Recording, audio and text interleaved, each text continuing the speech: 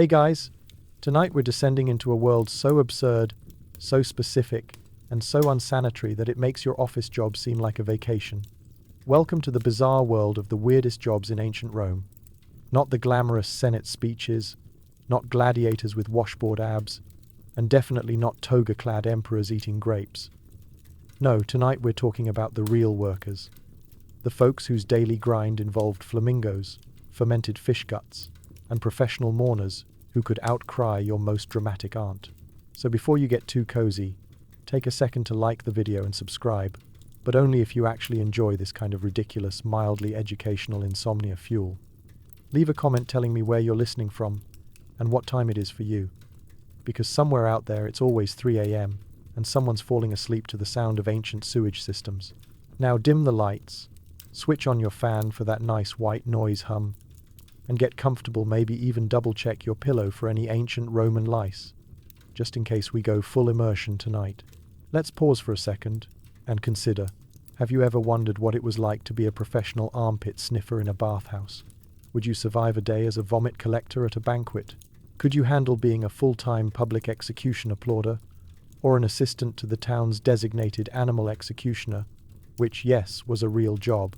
What exactly does it mean to be an urine collector by trade, and how do you explain at dinner that you work as a corpse groomer for gladiator remains? Congratulations. You've just woken up in the year 121 CE, in the bustling heart of the Roman Empire. You are wearing a tunic that smells like yesterday's cheese. Your sandals are tied with hope and twine, and you have one job, and it is unbelievably weird.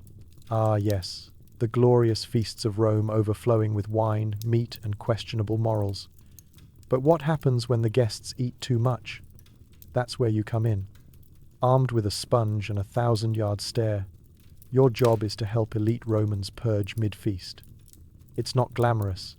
It's not even hygienic. But it pays, in theory. Let's set the scene. You're standing just outside the Grand Triclinium, the Roman dining room. Inside, aristocrats are reclining on cushioned couches like bloated cats, elbow deep in stuffed dormice and honey-glazed peacock. Laughter rings out, wine spills freely, and you can already tell by the glassy eyes and loosening togas that someone's about 5 olives away from disaster. You, however, are not reclining. You are standing. Always standing. Because the moment someone starts to gag like a goose with gout, your time begins. Let's talk logistics.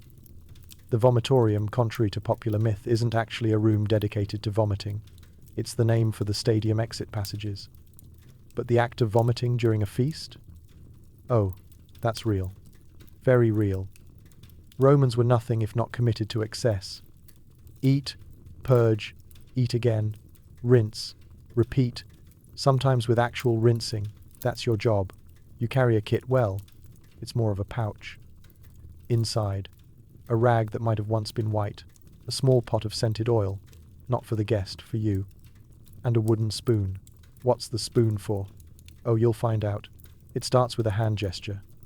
A noble lifts 2 fingers, tilts his head slightly, and murmurs something like, "Excuse-me, I'm about to revisit my oysters."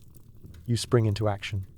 You duck, weave between couches and servants holding trays of grilled songbirds, and reach him just as he starts heaving. If you're lucky, you catch it in time. If not, well, your sandals have been through worse.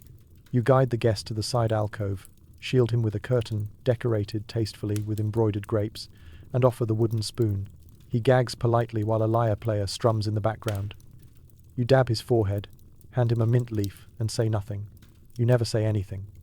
Discretion is your most valuable skill right after being able to dodge splash zones with the agility of a startled squirrel. Let's talk smell. Imagine meat that's been marinated in fermented fish sauce. Now imagine it leaving the body under extreme pressure. Add in the scent of sweat, incense, and 1,000 candles burning cheap tallow. Your nose gave up 3 jobs ago.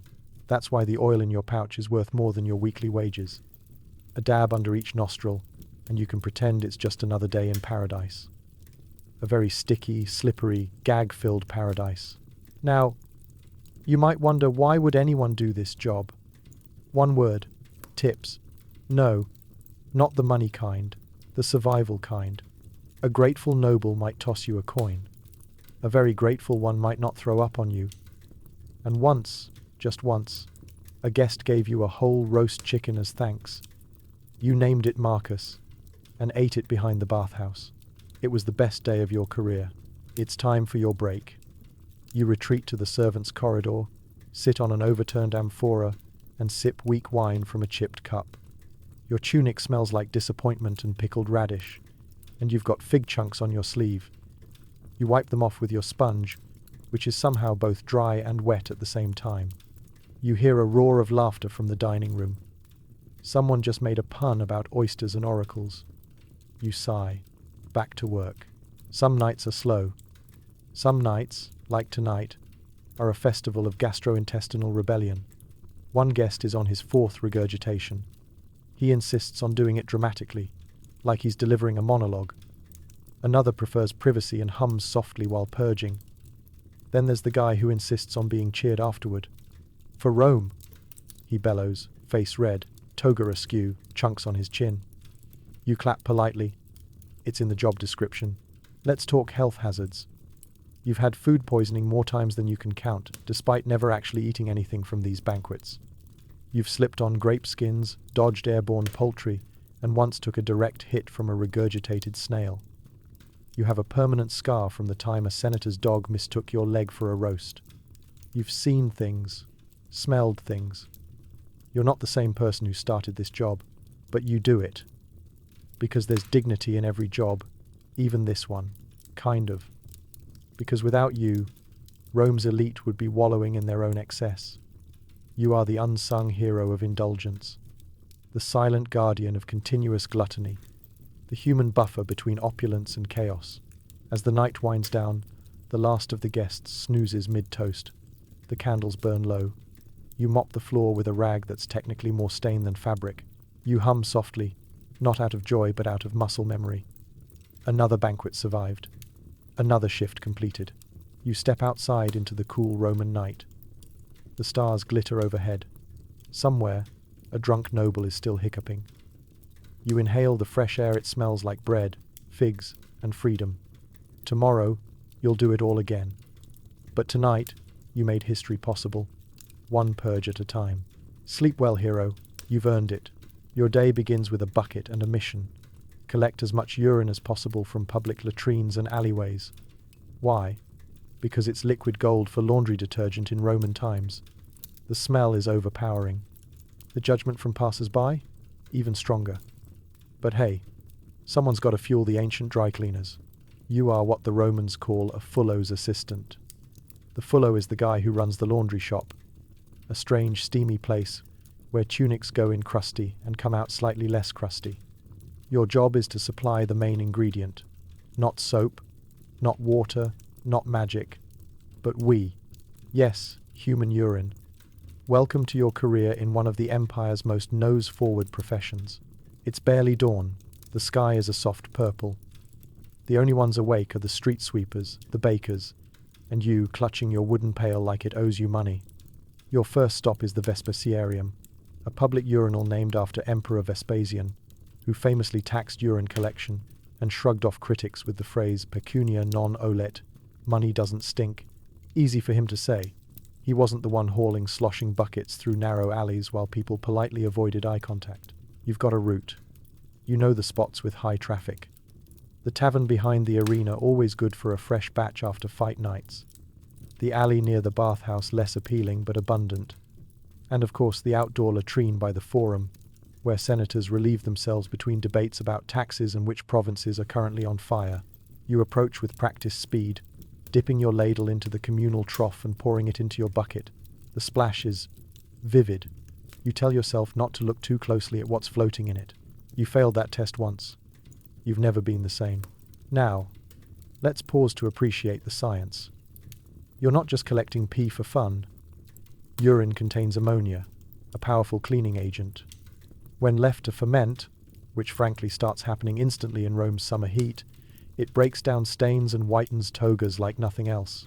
Roman laundromats Philonicae depend on your efforts to keep the aristocracy from looking like they rolled down a hill of olive pits. Let's talk gear. You wear a tunic that was once beige, now somewhere between mustard and regret. Your sandals are leather, worn smooth by city muck. You have a small cloth tied over your nose, not that it helps, and a rag over your shoulder for wiping accidental splashes. Spoiler, there are always accidental splashes. You get odd looks. No one wants to be friends with the urine guy. Even other laborers treat you like you've committed a social crime, but they don't understand the economy you're part of. Rome runs on spectacle, yes, but also sanitation. You're keeping things clean by getting incredibly dirty. As your bucket gets fuller, the risk increases. The roads are uneven. The cobblestones are slick with early morning dew, or worse. You slip once a week minimum. You've fallen twice today. Each time, a little part of your soul escapes through your nostrils. Midway through your route, you stop for a break behind a bakery. You pull out a scrap of bread from your pouch, slightly stale, but not soaked, and chew while perched on a barrel that hopefully doesn't have a rat in it. You hear a pair of passing citizens muttering about your smell. You smile. That means they noticed. And if they noticed, they might think twice before letting their dog relieve itself near your usual collection spot. You arrive at the Fulonica. It's a cacophony of wet fabric, shouting apprentices, and open basins where other assistants like you dump their buckets into massive vats. The air smells like vinegar, feet, and hot ammonia. The floors are always damp. The walls are stained a permanent yellow that nobody even tries to scrub off anymore. The Fullo waves you over. He's half blind, permanently angry, and somehow always chewing on something. You dump your contents into the central vat, and he nods approvingly. "Rich," he says, sniffing. "Good color. Healthy scent." You nod, trying not to cry. That bucket fell on you earlier. Back out you go. It's a 2-shift day. The afternoon heat will bake every surface of the city and multiply the stench, but it also means people are drinking more, and you know what that leads to. More, donations. You've made deals with local taverns. A free scoop every 2 jugs of wine sold. You've even bribed the latrine attendant to look the other way when you scoop before it's officially cleaned. You're part scavenger, part salesman, part sanitation engineer.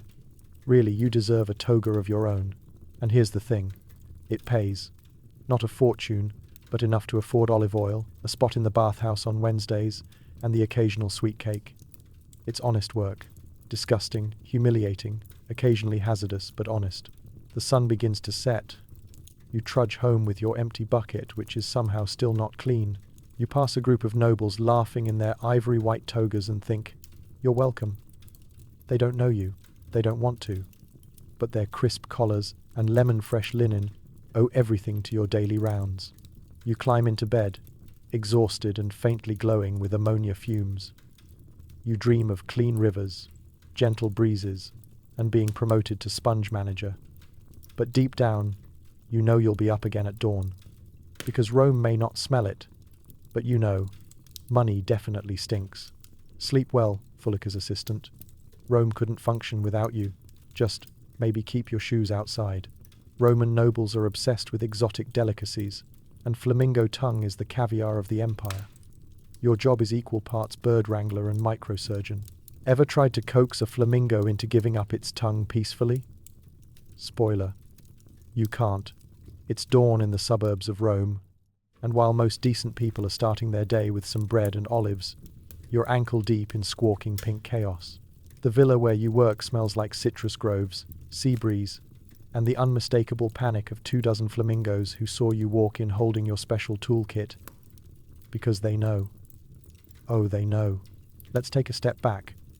Why flamingo tongues? Why not, say, chicken wings or a nice olive tapenade? Because elite Romans don't want food that's convenient. They want food that's absurd. Flamingo tongues are difficult to extract, hard to come by, and taste by most accounts like warm leather dipped in salt water. But that's not the point. The point is status. If your dinner guest sees a plate of pink beaks and says, "Is that what I think it is?" You've won the evening. And that's where you come in. You're not a chef. You're not even a butcher. You are a professional tongue extractor. A specialist. A flamingo whisperer, though the birds would likely disagree. You start your day in the aviary. It's a marble-columned courtyard behind the villa, featuring a shallow pool, decorative reeds, and a constant background squabble of flamingos who would like to speak to the manager. You walk in carrying a sack of barley and a steely determination. The trick is not to look too eager. If you move too fast, they panic. If you move too slow, they peck your ankles. There is no winning, only flapping. You select your victim, specimen. Ideally, you want one with a straight neck, a calm temperament, and a low likelihood of defecating mid-procedure. You have met exactly 0 birds like that, so you pick the one who looks least murderously inclined and proceed. The tools of your trade are a small curved knife, a pair of tweezers, and a tiny bronze hook that looks suspiciously like it was once used to clean ears. Because it was. Welcome to multi-purpose Roman technology. You cradle the flamingo's head in your hand like a wriggling, screaming ladle, and gently, very gently begin your work. Now, in theory, the tongue is extracted post-mortem.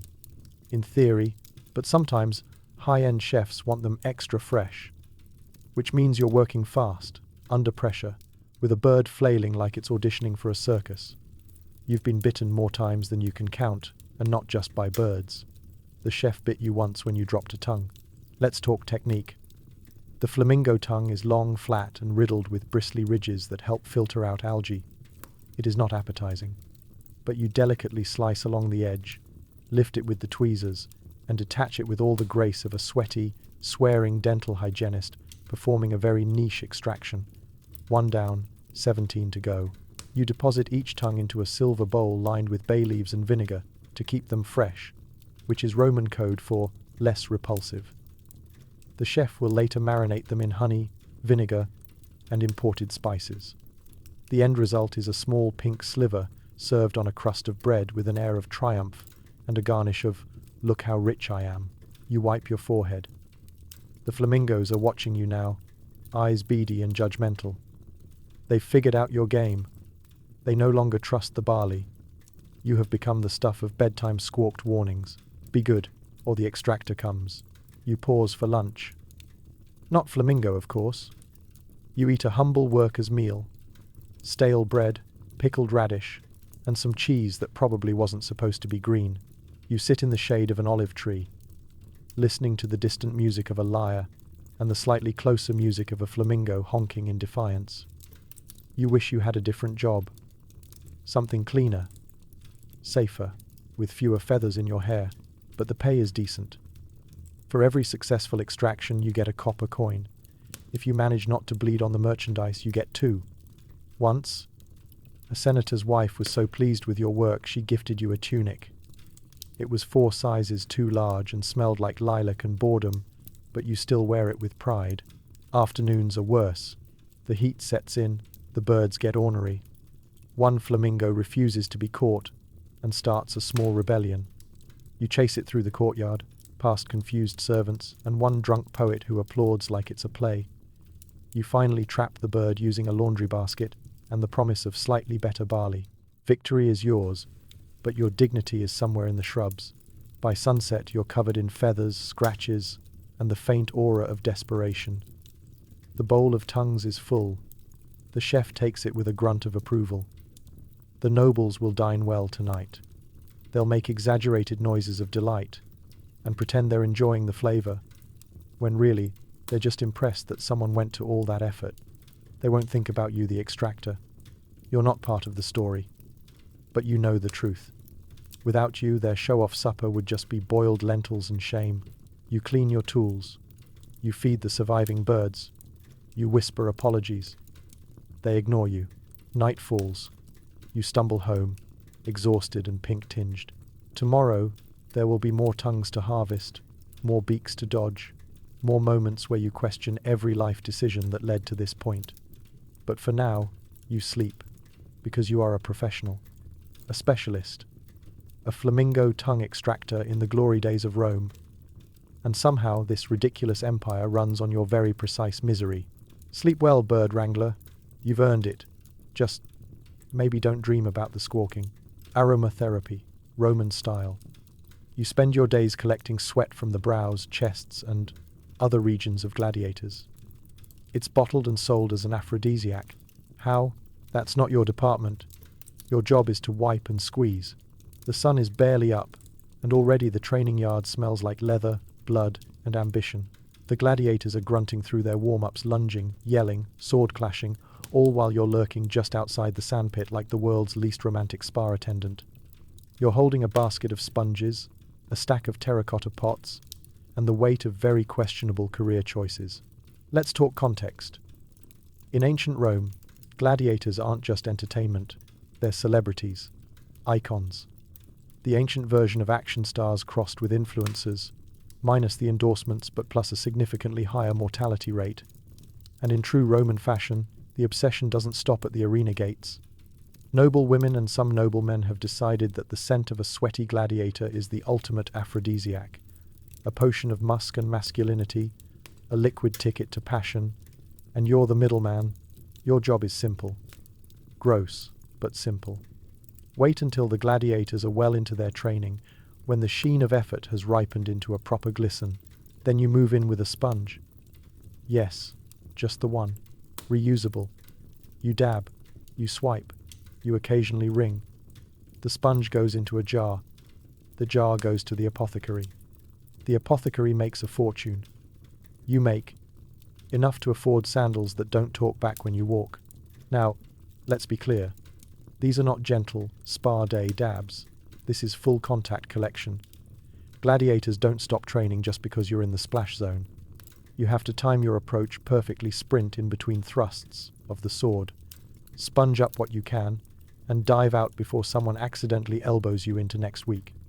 One time, you weren't quick enough. You now have a scar on your thigh shaped like a trident. The other collectors call it the mark of authenticity. Let's talk about the sweat itself. It's potent, sharp, tangy, and somehow both oily and spicy. Think of the smell that lives inside a wrestling gym. Add some iron from blood, a hint of baked dust, and a whisper of whatever passed for cologne that day. Spoiler, it's olive oil and crushed mint. You've tried everything to get the scent out of your hands, soap, vinegar, religious prayer, but it lingers. You are forever haunted by Eau de Gladiator. Of course, there's a hierarchy. Not all sweat is created equal. Top-tier gladiators command top-tier prices. You can sell a drop of Spiculus's armpit for a week's wage. Meanwhile, lesser-known fighters barely earn a sniff. You're under pressure to label and sort accordingly. Glandular branding, if you will. You've developed an eye for it. A nose, really. You can identify a dozen gladiators by scent alone, which is a talent you never wanted and deeply regret possessing. During your midday break, you sit in the shade, cradling a lukewarm bowl of lentils, and wondering how your life became so damp. You overhear the nobles gossiping in the stands. Did you hear Livia got a vial of Crixus's thigh sweat? She's been radiant ever since. Radiant, sure. Radiant with delusion. You know where that vial came from. You filled it. You saw what else was happening in that training yard. There was radiant, and there was rain adjacent. But let's not pretend you aren't good at your job. You are. You're fast, precise, and almost entirely unflappable. A gladiator could collapse mid-combat, and you'd still manage to harvest a few heroic drops before the medic arrived. You've invented techniques. The two-sponge method, the forehead flick, the underarm dash and dab. One time, you collected enough post-victory sweat to fill a full amphora. You received a bonus fig. There are hazards, of course. Heat stroke, misplaced weapons, the occasional overly affectionate gladiator who thinks you're part of the entertainment. One time, a lion got loose. You didn't drop a single jar. Your priorities are firm, your grip firmer.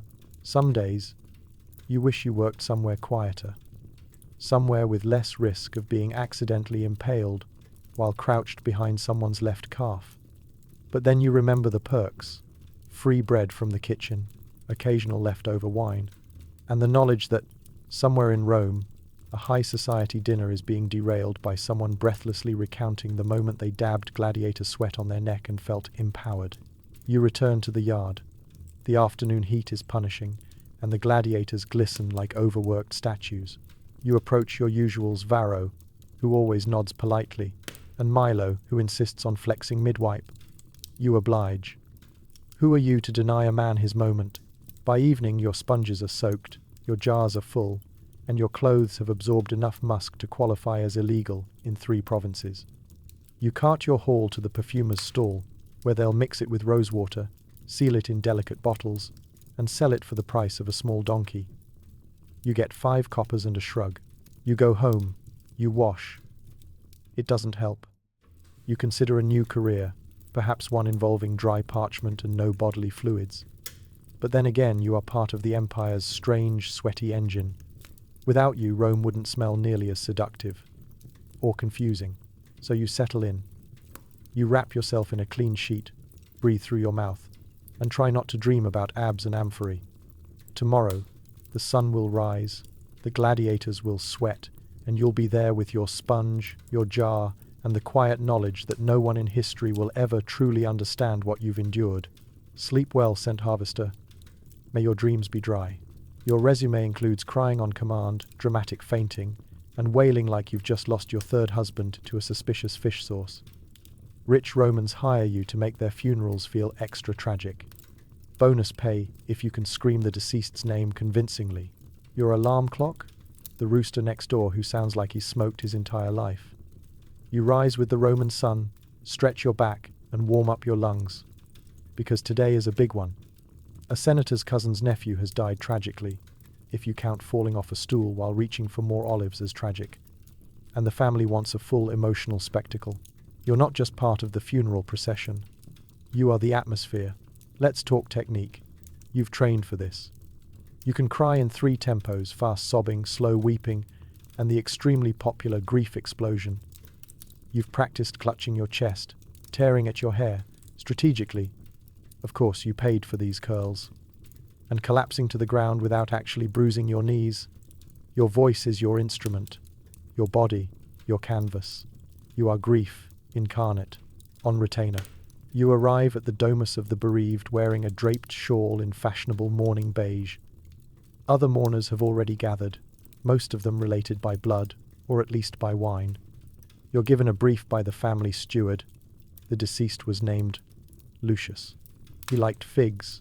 He was quiet, possibly dull. Doesn't matter.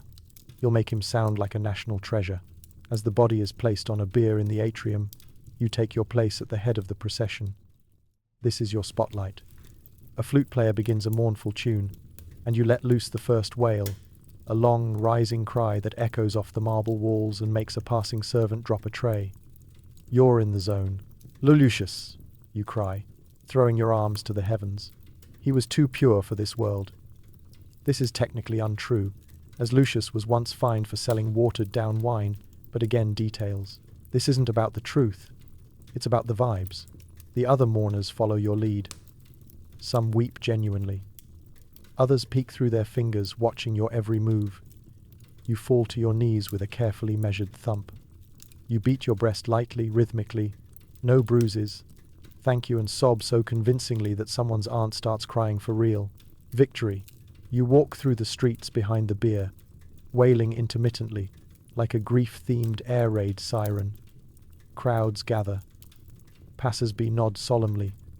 One baker claps. Your reputation precedes you. You once wailed so effectively at a merchant's funeral that 2 ex-wives reunited and wept together over his urn. You made mourning go viral. Now, let's talk competition. You're not the only professional wailer in Rome. There's Cassia, who does this thing with her voice that sounds like a wolf howling into a clay pot. Very effective. And Gaius? Yes, men wail too, who specializes in dramatic monologues. Why, oh why, has Mercury taken this precious soul, he booms. It's dramatic. It's theatrical. It's a bit much. But you? You're versatile. Subtle. A connoisseur of grief. You tailor your performance to the client. Stoic family? You go restrained silent tears, occasional sniff. Dramatic household? You channel every Roman tragedy you've ever seen and throw in a fainting spell just before the 3rd corner. You even fall toward the grieving mother, giving her something to catch. It's service with flair. You arrive at the necropolis, the city of the dead. The family prepares to place Lucius into his tomb. You kneel beside the grave and unleash the final act, the ultimate sorrow. A crescendo of cries, whispers of memories you never shared. He always remembered birthdays. and one single, beautifully timed tear that rolls down your cheek just as the stone lid is sealed. The crowd is stunned. One person gasps. Another drops a handkerchief in solidarity. You resist the urge to bow. Afterward, there's a small gathering. You're not technically invited, but you linger near the food. Someone hands you a honey cake. The widow pats your hand and says, "He would have loved your performance." You nod solemnly, mouth full of cake, and whisper, "Lucius lives on, in figs." You return home exhausted. Your voice is raw. Your shawl smells faintly of incense and human emotion. You soak your feet, sip watered wine, and count your coins. It's not a fortune, but it pays for rent, olive oil, and the occasional goose egg for breakfast. You reflect on your job. It's weird, sure. It's theatrical. It occasionally gives you a sore throat for days. But it matters. In a city obsessed with legacy and spectacle, you help people say goodbye in a way that makes them feel seen, heard, and cathartically overwhelmed. You give sorrow shape and volume. You bring the drama so they don't have to. Tomorrow, there's a double booking a fishmonger and a retired bathhouse attendant. You're preparing a duet of grief, sorrow for the sea, longing for the steam. You're thinking of working in a new move, a slow spin, followed by a stagger. Could be the next big thing in morning trends. So now you lie back, wrap yourself in your softest cloak, and let your body rest. Because crying on command requires more than sadness. It requires strategy, stamina, and a flair for the dramatic. Sleep well, performer of sorrows. Rome weeps with you. Welcome to the worst-smelling factory in the ancient world. You crush fish guts, leave them to ferment in the sun, and stir them daily under a cloud of flies. The result is garum Rome's favorite condiment. Your clothes will never be the same. It's barely sunrise, and already the air near the coast smells like Poseidon's armpit. You step into the open-air garum workshop, where barrels the size of wine casks sit baking under the Mediterranean sun, each one filled to the brim with liquefying fish. You pause for a deep breath. Mistake. You immediately regret everything. Garum is the prized liquid gold of the Roman world. Every table has a bottle. Every dish demands a drizzle. It's used the way we use ketchup, hot sauce, soy sauce, and emotional support on everything. But unlike any of those, garum starts its life in the worst way imaginable. A combination of fish intestines, blood, bones, and a generous helping of salt, mashed into a stinking pulp and left to ferment until it becomes something technically edible. Sort of. Your job is to make sure that happens. You are not just a brewer. You are a technician, a connoisseur of gut chemistry, a maestro of decomposition. Let's talk tools. You wear a leather apron, mostly for psychological protection. You carry a long wooden paddle for stirring, a flat-bladed scoop for skimming off anything suspicious, and a small ladle for taste testing. Yes, taste testing. Not every day, but occasionally. Just enough to make you question the gods and your own will to live. The first task of the morning? Stirring the barrels. You approach the vats with the caution of someone who's seen one explode before, because they have exploded. You grab your paddle, plunge it in, and start to churn. Thick, sludgy waves roll over the surface. The scent that rises is not describable in any language spoken by decent people. It's part brine, part rotting anchovy, part open wound. You hum to distract yourself. You pick something cheerful. Oh, Fortuna feels appropriate. The flies buzz around your head like tiny hecklers. You swat at them lazily. There's no winning that fight. Let's pause for a moment and appreciate just how essential this horror is. Garum is Rome's most important export. The empire builds roads to move armies and garum at equal speeds. Rich households pay absurd prices for the good stuff, single batch, dolphin-free, aged in clay. The really fancy garum? It's filtered through linen and smells almost not horrible. Almost. Back to work. You check the temperature of the fermentation room, which is really just a fancy word for sun-drenched patio that smells like death. Too hot, and the fish will congeal too quickly. Too cold, and it'll spoil before it ferments. Either way, it's bad news for you, because spoiled garum is legally considered a form of warfare. You remember the worst batch. Sardines. Midsummer. Someone forgot to salt it properly. The vat frothed. The smell haunted the town for weeks. People moved. Birds fell out of the sky. You were blamed, of course. You always are. Even though technically that was your cousin's shift. He's not in the business anymore.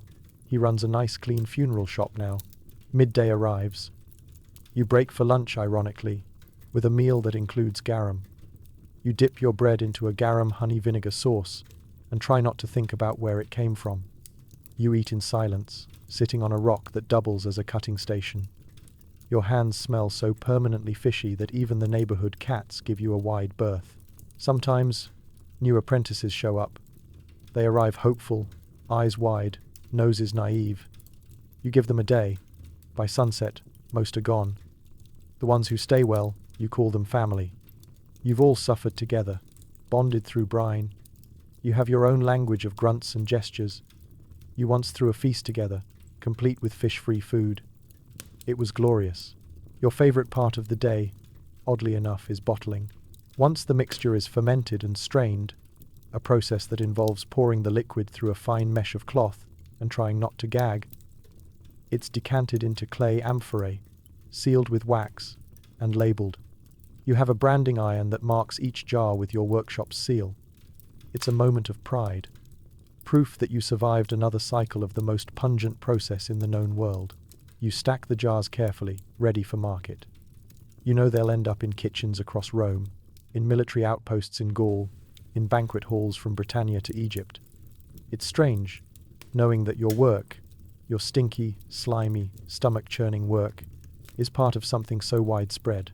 You are the backbone of flavor, the secret ingredient in empire-wide cuisine. Sunset falls. You douse the fires. You cover the vats with linen to keep out critters. You bathe in the sea, though the smell never really goes away. You've tried oils, incense, and even vinegar scrubs. Your lover once said you smelled earthy. You haven't seen them since. But here's the thing. Despite everything, the smell, the flies, the permanent loss of social standing, you take pride in what you do. Because without you, Rome eats bland barley and dry cabbage. With you, it feasts. So you head home, tired but weirdly satisfied. You pass a tavern and hear someone compliment the fish sauce. You smile. That was your barrel. The one that didn't bubble violently.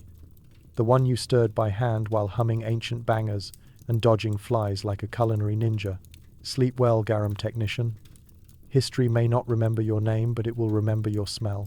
You spend hours hunched over in a dusty workshop, sorting stones by size, shape, and how much they resemble a mythical beast.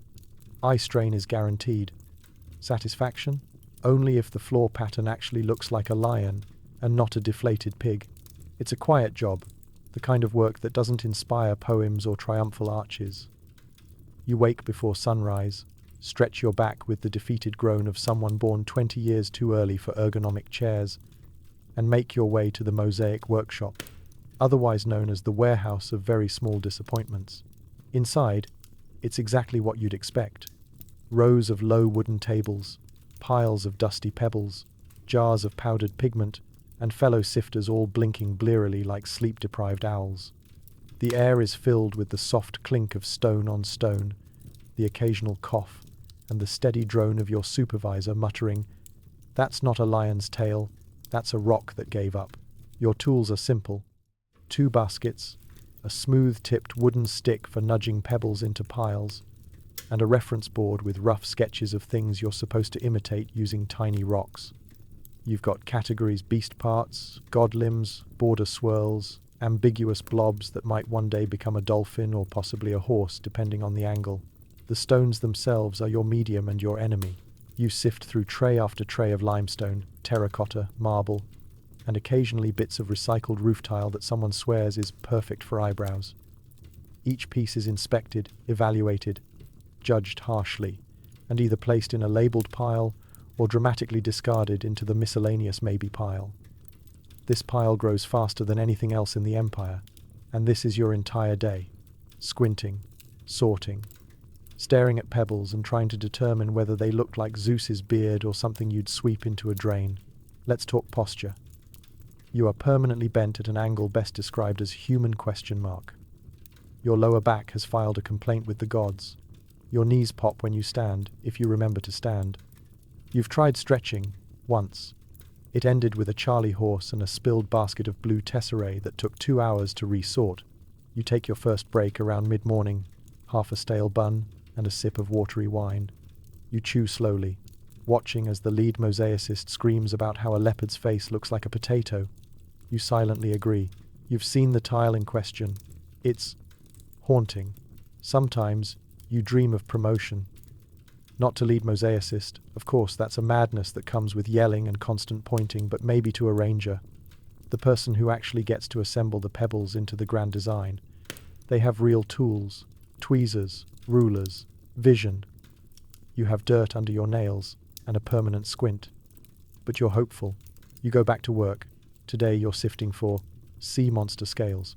The design is for a bathhouse floor, a dramatic undersea scene featuring Neptune riding a hippocampus, flanked by dolphins that look unnervingly like angry vegetables. Your job is to find 200 tiny, slightly curved, sea-colored pebbles that convey movement and drama without being too potato-y. You find one. You hold it up. You feel something stir in your soul. This one, you whisper. This one has emotion. You place it in the yes pile. That's one down. 199 to go. The hours crawl. A breeze passes through the window, lifting dust and dreams alike. Someone sneezes and drops a tray of flesh-toned stones. The scream that follows is loud enough to shake the pigment jars. You flinch but do not look up. You've learnt not to get involved. Let's talk satisfaction. It's rare. Some days, you look at a finished floor and think, I sorted the eyebrow in that minotaur. You feel proud. You tell people. They don't care. But you know. You know which pebble was yours. Which one was the perfect shade of mythical menace. Which one took an hour to find, and 3 minutes to be stepped on by a sweaty merchant. You've developed skills, though. You can now identify 17 shades of beige. You can tell whether a stone will crack just by the way it sighs when you pick it up. You've accidentally memorized the anatomy of every mythological beast in the Roman bestiary. You once sorted an entire phoenix using only your left hand and 2 angry thoughts. You are not to be trifled with. Evening arrives, and the workshop begins to quiet. Your eyes burn. Your fingers are permanently gritty. You rise slowly, bones creaking like poorly maintained aqueducts, and gather your piles into neat stacks. You mark your finished work with a piece of charcoal. Manticore teeth. Batch hash 4. It's not glamorous, but it's honest, and also very, very dusty. You step outside, and for a moment, the world isn't made of stone. There are trees, there is air, there is life.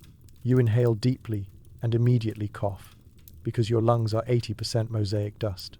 You walk home wondering if you'll ever get to see the finished piece. Maybe you'll sneak into the bathhouse one day and trace your pebble with your toe, whispering to no one, I sorted that. And you know what? That's enough. Sleep well, pebble sorter. May your dreams be patterned, symmetrical, and entirely grout-free. Your entire career hinges on interpreting whether the emperor's indigestion means he's upset about the Senate, or just had too many dates. You stand nearby with scented oils and plausible deniability. Welcome to the most sensitive, subtle, and frankly dangerous job in the Roman Empire. You are the emperor's flatulence attendant, a role that's equal parts aromatherapist, crisis manager, and human air freshener. Your job? To handle the gas, not metaphorical tension, the real, wafting, audible kind. And in a society built on dignity, decorum, and baked beans, that's no small task. The day begins with a sniff test. Not of the emperor, of course, that would be treasonous, but of the room. You arrive early at the imperial palace, glide past statues of glowering ancestors, and enter the private chamber already primed with sandalwood incense and very forgiving curtains. You take a deep breath, assess the atmospheric situation, and prepare your tools. Scented oils, linen fans, a sachet of myrrh, and your secret weapon, a mixture of crushed rose petals and vinegar soaked into a sponge, disguised as a decorative ornament. You call it the silent shield. The emperor rises late, and with him, your anxiety. You must read every twitch of his eyebrow, every rub of his belly, every minor burble that might signal an approaching gust. Because when it happens, and it will happen, you must respond. Not with alarm, not with judgment, but with grace, efficiency, and above all, deniability. Let's talk symptoms. The imperial diet is a nightmare of digestion. Fatty boar meat, garum-drenched oysters, honey-glazed dormice, spiced wine, pickled eel, you name it. He's eaten it, usually at 11 p.m. and again at 2 a.m. The emperor's guts are a boiling amphora of unpredictable consequences, which is why you are always nearby, smiling, fanning, and pretending not to hear what you definitely just heard. There's an etiquette to this. If the emperor lets one slip during a Senate address, your job is to waft the air with your fan twice, then sprinkle a drop of lavender oil on your sleeve. That's the code. Silent understanding. Nothing is said. Everything is understood. If the emperor's face contorts during dinner, you casually dab the scented sponge on your temple. Just so hot today, isn't it? While subtly shifting the incense burner closer. But sometimes, it's more than discreet. Sometimes, it's a thunderclap. And when that happens, when the sound echoes through the marble halls and a praetor drops his spoon in shock, you must act fast. You lunge for the myrrh. You pretend a candle has blown out. You cover with a dramatic sniff and say, "Ah, the lingering perfume of Phoenician spices," and pray that nobody laughs. Because if anyone laughs and the emperor is feeling sensitive that day, heads will roll. Literally. There are levels of danger here. A quiet squeak during a private meeting? Manageable. A trumpet blast during temple sacrifices? High risk. A multi-stage eruption during a public festival? Code red. You once watched a man get reassigned to latrine duty in Britannia for sneezing too loudly in the middle of a royal rumble. You keep a mental list of scapegoats just in case. Oh no, surely that was the roast lamb. Or, I believe the ostrich eggs are volatile this season. Let's talk wardrobe. You wear soft sandals, no sudden footsteps, a loose tunic to waft discreetly, and a sash soaked in patchouli oil that doubles as a defense mechanism. You also carry a scroll at all times, not for reading, but to dramatically unroll and pretend to take notes whenever something unsavory happens. Yes, excellent speech. Your imperial flatulence, I mean, Highness. During downtime, rare, but blissful, you train. You practice reacting to different scents with neutral expressions. You drill your wrist flick for optimal oil dispersion. You once spent an entire afternoon rehearsing your response to an accidental corridor encounter with a senator who made the mistake of laughing. You offered him your fan. He declined. He now runs a fish stall in Ostia. People often ask, why do you do it? Why would anyone accept such a job? The answer, proximity to power. You may be the empire's most silent servant, but you're always in the room. You hear secrets. You witness decisions. You stand 2 feet from the emperor when he mumbles about raising taxes or conquering Dacia or cancelling his marriage because his wife looked at him wrong during digestion. You may smell terrible things, but you smell them first. That's access. And the pay? Surprisingly generous. You get hazard pay, perfumery allowances, and first pick of leftovers at feasts, once they've cooled and cleared, of course.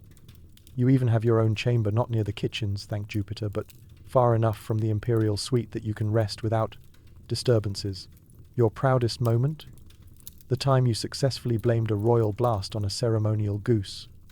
The emperor chuckled, the crowd cheered, and you were awarded a gold-embroidered sash. You still wear it during major events. The goose? Immortalized in mosaic. You can't make this stuff up. As the day winds down, you finally retire to your room, where the air is blessedly neutral. You uncap a jar of mint leaves, take a deep breath, and let your body relax.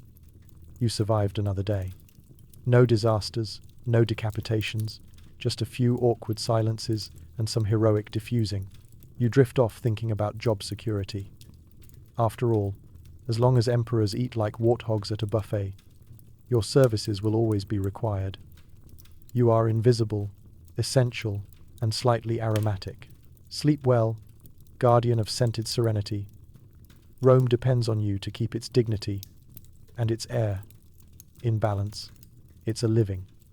Your job is to clap enthusiastically during public executions to signal approval, keep the crowd hyped, and distract from the fact that someone just got creatively decapitated. Performance reviews are deadly serious.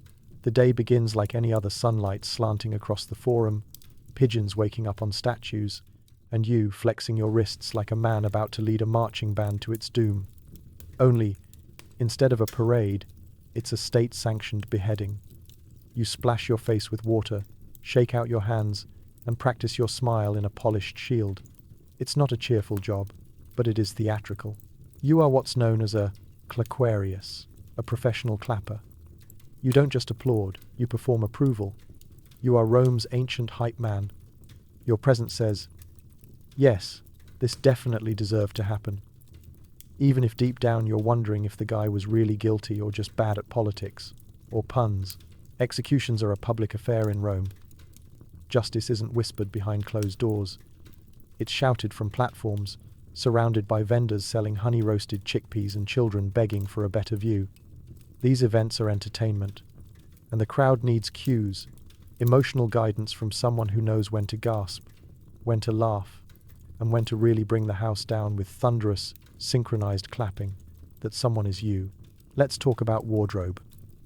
You wear a bright sash so the crowd knows you're official, a tunic that allows full-arm mobility for maximum clap speed, and a belt pouch full of dried rose petals to toss dramatically when the moment calls for it. You are equal parts pageantry and propaganda. You arrive early to scope out the execution platform. Today's venue is the south end of the forum, just beside the fishmongers. Excellent acoustics, terrible smell. The condemned is already in place, tied to a post, eyes scanning the crowd nervously. You do not make eye contact. That's rule 1. Your sympathy is irrelevant. You are here for the atmosphere. The executioner gives you a subtle nod. That's your cue to warm up the audience. You clap once, sharply, then twice more in rhythm. A few spectators copy you. You shout, "Let justice be seen," in your most confident, slightly nasal stage voice. It echoes. People turn. They're listening. You have them. You lead the chant. For the Republic, clap clap for the law, clap clap for drama and vengeance and public policy, clap clap clap. That last one's new, but it works. A senator chuckles. You make a mental note to reuse it next week. Then it happens the moment. The sword rises. You inhale. Time slows. And then swish, the head separates with all the elegance of a badly thrown cabbage, and you are immediately in full performance mode. You throw the rose petals. You cheer. You clap like a man possessed. The crowd erupts. Someone throws a fig. The executioner bows. You made it feel acceptable. Because here's the thing. The applause isn't just for the crowd. It's for the state. It's for the illusion that this was all perfectly normal and morally upright. That justice in Rome isn't messy, it's entertaining. You are the buffer between horror and tradition. And if you don't clap, people notice. Once, a fellow Claquarius hesitated during a particularly questionable execution.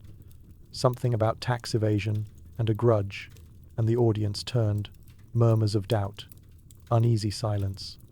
The next day, that Claquarius was reassigned to sewer work, and not the dry part. Let's talk technique. A good clap echoes.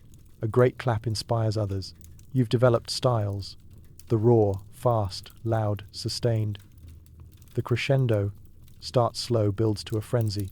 And your personal favorite, the reverse gasp, startled inhalation, followed by a standing ovation. Timing is everything. You don't want to clap before the head hits the basket, that's premature celebration. But you also don't want to be late. Nobody applauds a delayed guillotine. Between executions, you hydrate with barley water, re-oil your palms, nothing worse than a dry slap echo, and maybe grab a quick date cake. You mingle. You listen. You read the mood. If the crowd seems restless, you prepare extra flair, perhaps a mock feint or a shouted, "Mercy was never on the menu." That one always gets a laugh. Occasionally, you're called to double duty. Executions involving public figures or famous criminals require extra drama. You've had to weep, collapse, even pretend to be shocked before rallying the crowd into a patriotic frenzy. One time you caught the head. Didn't mean to. Didn't drop it either. Got a bonus for that. Let's not pretend it's all glorious applause and rose petals. There are bad days. Days when you know the accused was railroaded. Days when the crowd is bloodthirsty and you're just trying to steer them toward cheers instead of riots. You've seen things, smelled things, blocked out entire years of memory because the noise and the screaming got too real. But you do it anyway. Because in Rome, where politics are sharp and swords are sharper, being the guy who can turn a beheading into a standing ovation is job security. By sunset, the platform is being hosed down, the crowd dispersing, and you're counting your coins with blistered palms. You limp home, throat raw from shouting, ears ringing from applause. You soak your hands in cool water and wonder if maybe, just maybe, there's a job out there that doesn't involve body parts or audience manipulation. Probably not. You're good at this. Sleep well, Roman showman. History may not remember your name, but it definitely remembers the echo of your claps. You dive into ancient sewage systems, armed with nothing but a stick and a sense of civic duty. Blockage in the pipe? You're the solution. Literally. Because you're now part of the blockage. The sun hasn't even risen, and already you're knee-deep in yesterday's regrets. You stand at the edge of an open maintenance hatch, peering down into the yawning darkness of Rome's aqueduct system, one of the greatest engineering achievements of the ancient world, which is a fancy way of saying glorified indoor plumbing with delusions of grandeur. You crack your back, take one final breath of untainted air, and plunge into a career that smells like a curse. Rome's aqueducts bring water to baths, fountains, homes, and public toilets. They are majestic rivers of life until something clogs them. Then they are majestic rivers of doom, and that's where you come in. The empire doesn't run on glory alone. It runs on sewage, lime scale, and the desperate efforts of people like you with strong stomachs and low standards for personal safety. Your tools? A long, narrow pole with a hooked end, a belt pouch of wax to seal cracks, and a small oil lamp that will probably go out the moment things get interesting. Oh, and a leather tunic that was white once but now resembles something that crawled out of a gladiator's sock. It doesn't repel water so much as invite it in for tea. You descend into the tunnels slowly, your sandals squelching ominously with each step. The air gets thicker the deeper you go. Not metaphorically, literally. You are breathing soup. There's a familiar bouquet of mildew, wet limestone, and what died in here and why does it still feel vengeful? You light your lamp. Immediately, 3 rats scatter. One makes eye contact. You nod respectfully. You're all in this together. Let's talk conditions. The aqueducts are dark, slippery, narrow, and occasionally haunted. The ghosts are mostly metaphorical whispers of your better life choices. The water flow varies wildly depending on the season, the slope, and whether someone upstream just dumped their laundry, their bath water, or their dog. You've learned to recognize what's in the current by smell alone. You're not proud of that, but you are accurate. Your first task today. Investigate a blockage near the baths of Caracalla. The water pressure's dropped, the fountains are dry, and the nobles are very close to bathing in still water, which is just barbaric. You wade into the channel, inching forward until you find the culprit. A massive glob of hair, mud, and mystery material that looks like it was coughed up by a particularly sick chimera. You jab it with your pole. It jiggles ominously. You brace yourself, pull, and thwomp, the blockage releases. So does the pressure. Water surges forward, knocking you off your feet and sending you skidding down the channel like a very confused sausage. You grab a wall niche, cough up something you hope is moss, and declare victory. Sort of. You spend the next hour checking for cracks. Romans love building in arches, and arches love shifting. A tiny crack now is a catastrophic geyser next week. You smear your wax into a hairline split and pray to Neptune that it holds. You whisper encouragement to the structure. Stay strong, beautiful. You've got this. Talking to the stone is a coping mechanism. Don't judge.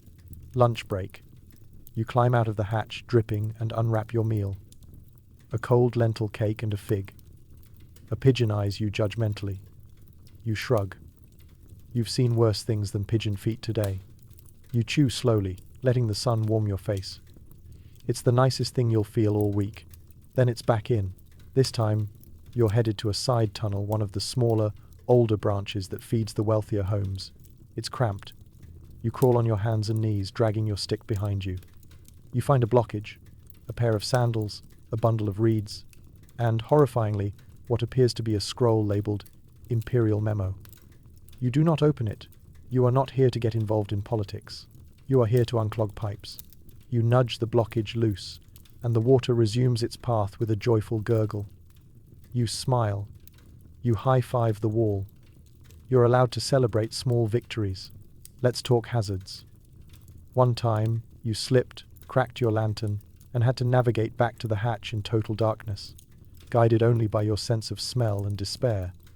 Another time, a snake got in. You still have dreams about that one. The worst? A fat rat fell from a ceiling ledge and landed on your face. You screamed so loudly, someone thought a senator had been assassinated. But for all the horror, there's pride here too. You are the reason Rome's fountains sparkle, why the public baths don't flood, and why rich people don't have to think about where their water goes once it leaves their courtyard fish pond. You are unseen, unthanked, but absolutely essential. By sunset, you've cleared 3 blockages, patched 2 cracks, and possibly fought a minor sea god in the drainage beneath the Senate steps. You re-emerge smelling like defeat and victory mixed together. A merchant recoils as you walk past. A child points and says, "That man looks like the Tiber came to life." You wave. It's been a good day. You clean your gear. You hang your tunic outside, hoping a passing rain cloud will take pity. You sit by a brazier, warming your hands and reflecting on your place in the empire. The marble glows. The fountains flow.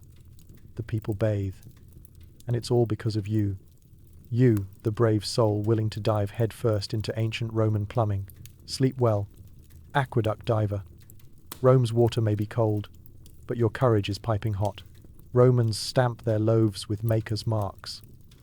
Your job is to inspect and approve every single loaf. Congratulations, you're the world's first gluten bureaucrat. The sun rises over Rome, golden and glorious, warming the rooftops and temples. And you, well, you're already ankle-deep in flour dust and existential dread.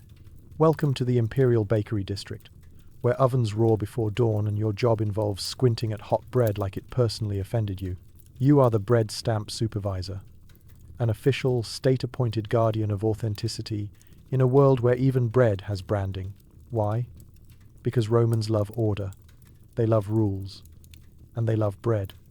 So naturally, they assign someone, you, to make sure that each loaf bears the proper mark from its licensed baker. No rogue loaves, no fake focaccia, just honest carbs. You begin your day with a stroll down the bakery row, clipboard in hand. Okay, it's a wax tablet, but you wield it like it matters. Bakers nod respectfully, or fearfully, depending on yesterday's inspections. You're not mean, just thorough. That's what your supervisor said, right before he got reassigned to goat census duty. Each bakery has a wooden mold, a stamp carved with the baker's name or symbol, often in Latin or bad puns. Panis Maximus, Brotus, Lophius Prime. You've seen them all. Some are elegant, some are lazy. One looked like a startled snail. You made them redo that one. Let's talk technique. You approach the cooling racks like a high priest at a carb altar. Each loaf is inspected for proper stamp placement, centered, not crooked, clarity of impression, must be legible, no smudgy glyphs, crust integrity, no cracks through the name, stamp authenticity, counterfeit stamps are a thing, unfortunately. You flip each loaf, sniff it, because why not, and nod judgmentally. If it passes, you mark it approved. If not, it's rejected. Rejected loaves go into the bin of shame and are usually repurposed for pigeon feed or passive-aggressive gifts. Now, here's the real madness. This is daily. Bread doesn't last, so neither does your paperwork. You inspect hundreds of loaves and then do it all again tomorrow. It's like a grain-based Groundhog Day, only with more yelling and less Bill Murray. Mid-morning, you hit a problem. A new baker, young, hopeful, trying his best, has stamped all his loaves upside down. The eagle is flying south. The letters are mirrored. The bread, ironically, is perfect. You stare at the poor kid for a long moment. He sweats. You sigh, gesture for a fresh batch and mutter, "Stamp before rise. Not after. Always before." He nods, writes it down. You've crushed another soul. You feel oddly powerful. Occasionally the bread guild shows up. Yes, there's a guild.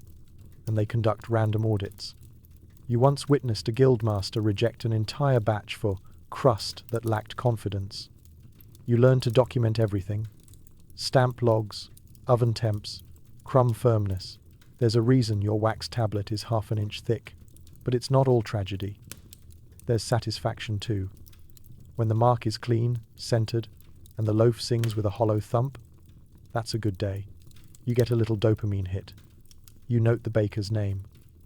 You might even let them keep the warmest loaf for family. You're not a monster. Let's pause and talk about the black market bread. Yes, it exists. There are shady operators baking in hidden ovens, selling unlabeled loaves on the cheap. They avoid taxes. They avoid inspections. And worst of all, they skip the stamp. If you find one, you report it. There's a bounty. One time you got a jug of wine for turning in a guy selling crusty, naked bread behind a temple. He tried to claim it was rustic. You weren't buying it. You've developed a sixth sense for fraud. You can tell a counterfeit stamp from 20 paces. You've interrogated bakers over missing loops in their lettering. You once brought a magnifying lens to prove that a C had been subtly altered into a G. That baker still calls you the gluten inquisitor. You didn't mind. Lunchtime rolls around, pun fully intended, and you take your break. You sit on a crate in the alley, tearing off pieces of properly stamped bread and dipping it in olive oil. You watch people stroll by, unaware of the bureaucratic dance happening behind their daily loaf. You smirk. They have no idea. Back to work. Afternoon inspections are tougher. The sun's hotter, the ovens are raging, and the bakers are sweaty, desperate, and flour-streaked like tragic artists. You find a loaf with 2 stamps. A violation. The baker panics and claims it's double verified. You stare silently. He offers you a date cake. You decline. Justice must rise like yeast. You end the day with a tally. 260. 3 approved loaves, 40. 2 rejected. 1 counterfeit, 3 with smudged mythological creatures. 1 minotaur, 2 dolphins. You wash your hands in the public fountain, ignoring the strange looks from people who think you're just the bread guy. They'll never understand. But here's the thing. Your job matters. Stamped bread guarantees quality, traceability, accountability. It prevents people from buying moldy, half-baked imposters. It keeps bakers honest and the public well-fed. You are the reason breakfast happens legally. So you return home, dusted in flour and justice, hands sore, nose clogged with yeast and dignity. You hang your wax tablet on the wall and light a lamp. Tomorrow will bring another mountain of loaves, and another opportunity to protect the sacred order of carbs. Sleep well, bread stamp supervisor. In a world of chaos, you bring order, 1 loaf at a time. The emperor's pet peacock demands perfection. Your role: organize malted feathers by size and luster. Bonus points for arranging them into ceremonial fans. Deduct points if you sneeze. It's a glamorous-sounding job, imperial pet feather organizer, until you realize it mostly involves crawling on your hands and knees in a bird enclosure, collecting the iridescent biological leftovers of a peacock with more emotional power than most senators. His name is Argento. He has his own marble perch, his own servant, and most importantly his own opinions. About you. The day begins with a delicate knock on the aviary gate. You wait until Argento struts away from the entrance. He doesn't like being interrupted mid-preen. Once granted access, you slip inside with a gentle bow. Not to the emperor, to the bird. This is a court position after all, and protocol is everything. Your toolkit is a mix of humble and ridiculous. A soft bristle brush for gathering dust, a pair of gold-tipped tweezers for feather retrieval, a length of silk ribbon for bundling the best plumes, and your pride a grid-lined feather sorting board, where you categorize each molted specimen by size, curvature, brilliance, and general smugness. Let's talk feathers. These aren't your average chicken cast-offs. Peacock feathers are nature's diva scarves. They shimmer with blues, greens, and golds. They sparkle under torchlight. They get stuck in your sandals. You must collect them immediately after molting, or they lose their pristine luster. Heaven forbid the emperor receive a dull feather. The last organizer who delivered a faded plume now manages pigeon nests on the outer walls of Ostia. You spend the morning hunched over, scanning every inch of the marble-tiled aviary like a forensic investigator. Argento watches you from his perch, occasionally screeching just to make you jump. You pretend not to mind. The trick is to maintain dignity while being routinely outclassed by a bird in jewelry. Feather retrieval is an art. You can't just grab it. You approach gently, whispering calming nonsense like, "Oh, what a lovely molting today. Thank you for your contribution, majestic sausage."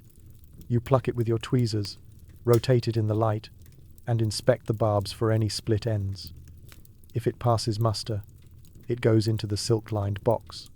If it doesn't, into the discard pile. Don't tell Argento about the discard pile.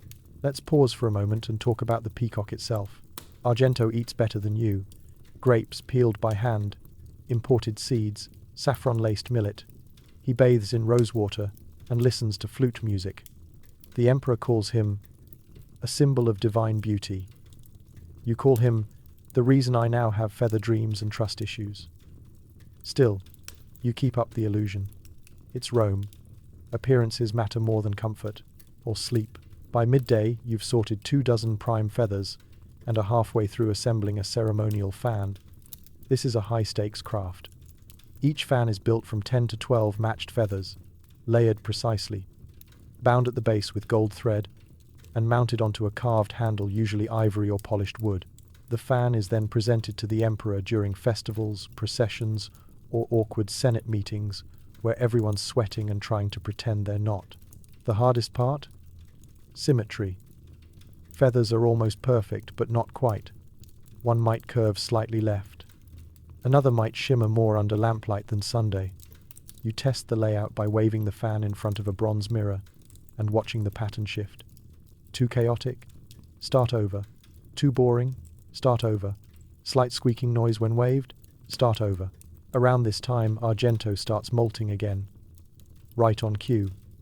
You scramble to collect the latest treasure while he flutters dramatically and sheds glittering chaos around the enclosure. A stray feather drifts toward your face. You catch it on instinct and sneeze. Loudly. Dead. You are so dead. Argento flares his tail in offense. Somewhere in the palace, a flute player drops their instrument in horror. You murmur a desperate apology, sprinkle a pinch of lavender into the air, and pretend nothing happened. Crisis narrowly averted. You'll pay a musician later to compose an apology ballad. Argento loves music. The rest of the afternoon is spent in quality control. You measure feathers against standardized imperial lengths, yes. There's a scroll for that, and polish them with silk cloths to maintain sheen. Each feather is laid out on a linen board and labeled Left Fan, Series B, Autumn Molt. Some go to fashion designers, some to priests, and a few to bored senators who collect them like baseball cards. Occasionally, you're summoned for special assignments, constructing feather arrangements for temple rituals, adorning helmets for imperial parades, or crafting private fans for the emperor's inner circle, which requires extra sparkle and no sudden pokes. You once made a feather bouquet for a marriage proposal. The bride sneezed. It was awkward, but for all its absurdity, this job has perks. You work in the palace gardens. Your hands smell faintly of jasmine and not, say, fermented fish guts. You get to see the emperor rarely, but from a polite distance. And best of all, when you're finished for the day, you walk out under the shade of citrus trees, clutching your feather box like a sacred relic, knowing you've preserved the glory of Rome's avian royalty. You pass soldiers, scholars, and sweaty kitchen workers, all eyeing your task with mild confusion. No one understands what you do. You like it that way. Sleep well, Imperial Feather Organizer.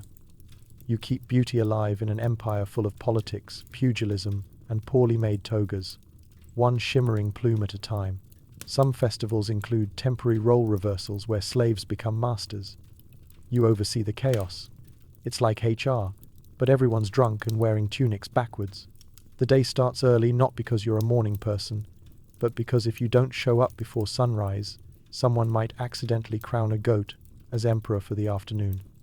It's festival time in Rome, and you are the unlucky soul, appointed as the slave for a day lottery organizer, a job that's equal parts bureaucratic wrangling, crowd control, and preventing a revolution disguised as performance art. This grand tradition, part satire, part social release valve, is usually tied to Saturnalia, that time of year when Roman society collectively shrugs, unbuttons its toga, and throws structure out the nearest mosaic-covered window. For one glorious day, slaves take over the household, barking orders, pretending to be aristocrats, and occasionally writing satirical poems about their masters that are a little too good. Your job? Make sure the whole thing doesn't turn into a cross-dressing riot that burns down 3 insulae and somehow ends with a patrician being sold to a tavern. First task, the draw. You stand on a rickety platform in the center of the forum, holding a large urn filled with wax-sealed lots. Each one corresponds to a household name or estate. Gathered before you is a motley crowd of slaves, freedmen, and one senator's son pretending to be a stable boy for the aesthetic. Everyone's buzzing with anticipation. Some want power, others want revenge. A few just want to wear gold for an hour without being yelled at. You reach in, swirl the lots dramatically, it's about the show, and call the names aloud. Publius of House Severus. Congratulations. You're now in charge of 47 goats and an angry librarian. Good luck. The crowd cheers. You throw confetti. Someone hands you a lukewarm cup of mulled wine. It begins. Once the lots are drawn, the chaos unfolds fast. Togas are swapped for tunics. Sandals are exchanged. There's an intense rush to claim the nearest couch and shout, "Bring me grapes," whether grapes are present or not. You float through the madness like a tired dolphin in a bathhouse whirlpool, smiling politely and dodging drunken power trips. Let's talk dress code. The rules are clear. All tunics must be worn backwards, because symbolism. It represents the inversion of power, the upending of tradition, and also, frankly, it makes it really hard to walk confidently, which is hilarious. If someone shows up with their tunic on correctly, you gently correct them by shouting, "Traitor to the spirit of Saturnalia," and making them spin in place until dizzy. Tradition. You spend the morning handling complaints. He won't feed me peeled grapes. She's making me polish her sandals with grapes. Is it legal for him to rename the dog after himself? The answer is usually just for today. Around midday, things escalate. One newly appointed master declares a state of emergency in the kitchen and bans lentils. Another has built a throne out of amphorae and is demanding people kiss his ring, which turns out to be a sausage. Someone's painted a unibrow on a statue of Augustus. You make a note to report that, eventually, there's an official lunch break, though no one really follows it. Food is served upside down. Again, symbolism. The wine flows like the Tiber after a storm. You confiscate your 6th tambourine of the day and institute a temporary, no interpretive dance near open flames policy. It's ignored immediately. Let's talk accountability. Despite the absurdity, you are required to file a report. Every household involved must be documented. Who swapped roles, whether it went smoothly, and if any priceless heirlooms were turned into serving platters. You take notes like a battlefield scribe. Gaius, the kitchen slave, declared himself pontifex of the pantry, proceeded to excommunicate spoiled eggs. Applause followed. Occasionally, your role involves emergency mediation. A freedman playing slave for the day suddenly refuses to relinquish power. You're called in to negotiate. You find him sitting on a pile of cushions, holding a ladle like a scepter. You explain gently that this is satire, not a coup. He reluctantly relinquishes the ladle, and you reward him with an extra cup of spiced cider. Peace returns. By late afternoon, the festivities are reaching fever pitch. A chorus of fake masters is singing mock eulogies for the Senate. Someone's created a shrine to a turnip wearing a crown. You find yourself genuinely impressed. A small boy hands you a scroll that simply reads, "Down with shoes." You nod gravely and add it to the bulletin board. Then, sunset approaches. It's time to reverse the reversal. You gather the crowd, slightly stickier and significantly louder than this morning. You announce the end of the festivities. There are groans, a few dramatic gasps, and at least one whispered, "But I was born to rule." You ignore it. Everyone swaps roles back. Masters return to their seats. Slaves resume their duties. But something's changed. Everyone's laughing. The lines blurred just long enough for empathy to sneak in. The rich are a little humbler. The servants a little bolder. That's the magic of the day. That's why Rome keeps doing it. You collect the lots, pack your urn, and give Argus the Scribbler his honorary Most Dramatic Role Reversal Award, a wooden spoon covered in gold paint. He cries. It's beautiful. As night falls, the fires are lit, the wine continues to pour, and you finally sit down on a crate, exhausted, coated in flour, rose petals, and a mysterious sauce you didn't authorize. You made it. Sleep well, Festival HR. In a city of emperors and slaves, you gave everyone a chance just for a day to wear someone else's sandals and maybe, just maybe, learn something, or at least throw a better toga party. After toga parties, someone has to steam out the creases. That someone is you. You work in the world's first wrinkle management department with no access to electricity or joy. The sun has barely begun to rise over the rooftops of Rome, but you're already elbow deep in damp linen and regret. Welcome to the imperial capital's least respected, but most desperately needed occupation, toga re-ironer. Your work is delicate, repetitive, and thankless like being a therapist for fabric, but your patient is 30 feet long and smells like wine and shame. The first togas arrive by cart just after dawn. They come in bundles draped, crumpled, stained, and bearing the emotional residue of last night's debates, feasts, and philosophical arguments that turned into wrestling. You sigh, flex your aching fingers, and begin the daily battle against folds, creases, and the crushing knowledge that some patrician will ruin your work within 20 minutes of putting it back on. Let's start with the tools of your trade. You have no iron. That hasn't been invented yet, at least not in a form you can safely press against a toga without setting it on fire. What you do have is a flat piece of heated bronze, wrapped in damp cloth and warmed over coals. This is your press. You also have a water spritzer made from a hollowed-out gourd, a curved wooden board for shaping folds, and a steam tent, a glorified blanket you've hung over a cauldron. That's where the magic, and mild heat stroke, happens. The first toga is a disaster. Deep-set creases, grape juice stains, something that may have been olive oil or possibly ambition. You lay it out across the long wooden table and begin with a full inspection. The hem is frayed. There's a suspicious tear near the shoulder. There's also a lipstick mark in the exact shape of Senator Flavius's second mistress. Classic. You start by steaming the fabric. You lay it over the cauldron tent, letting the hot mist loosen the fibers while you chant a calming mantra. This is fine.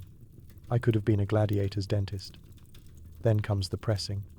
You glide your bronze slab over the folds, smoothing them one by one, working from hem to shoulder in long, rhythmic strokes.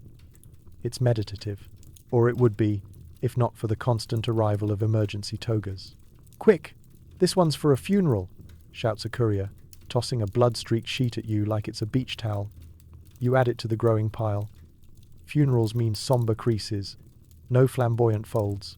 You can't have the deceased's nephew looking like he's going to a poetry slam. Let's talk folding.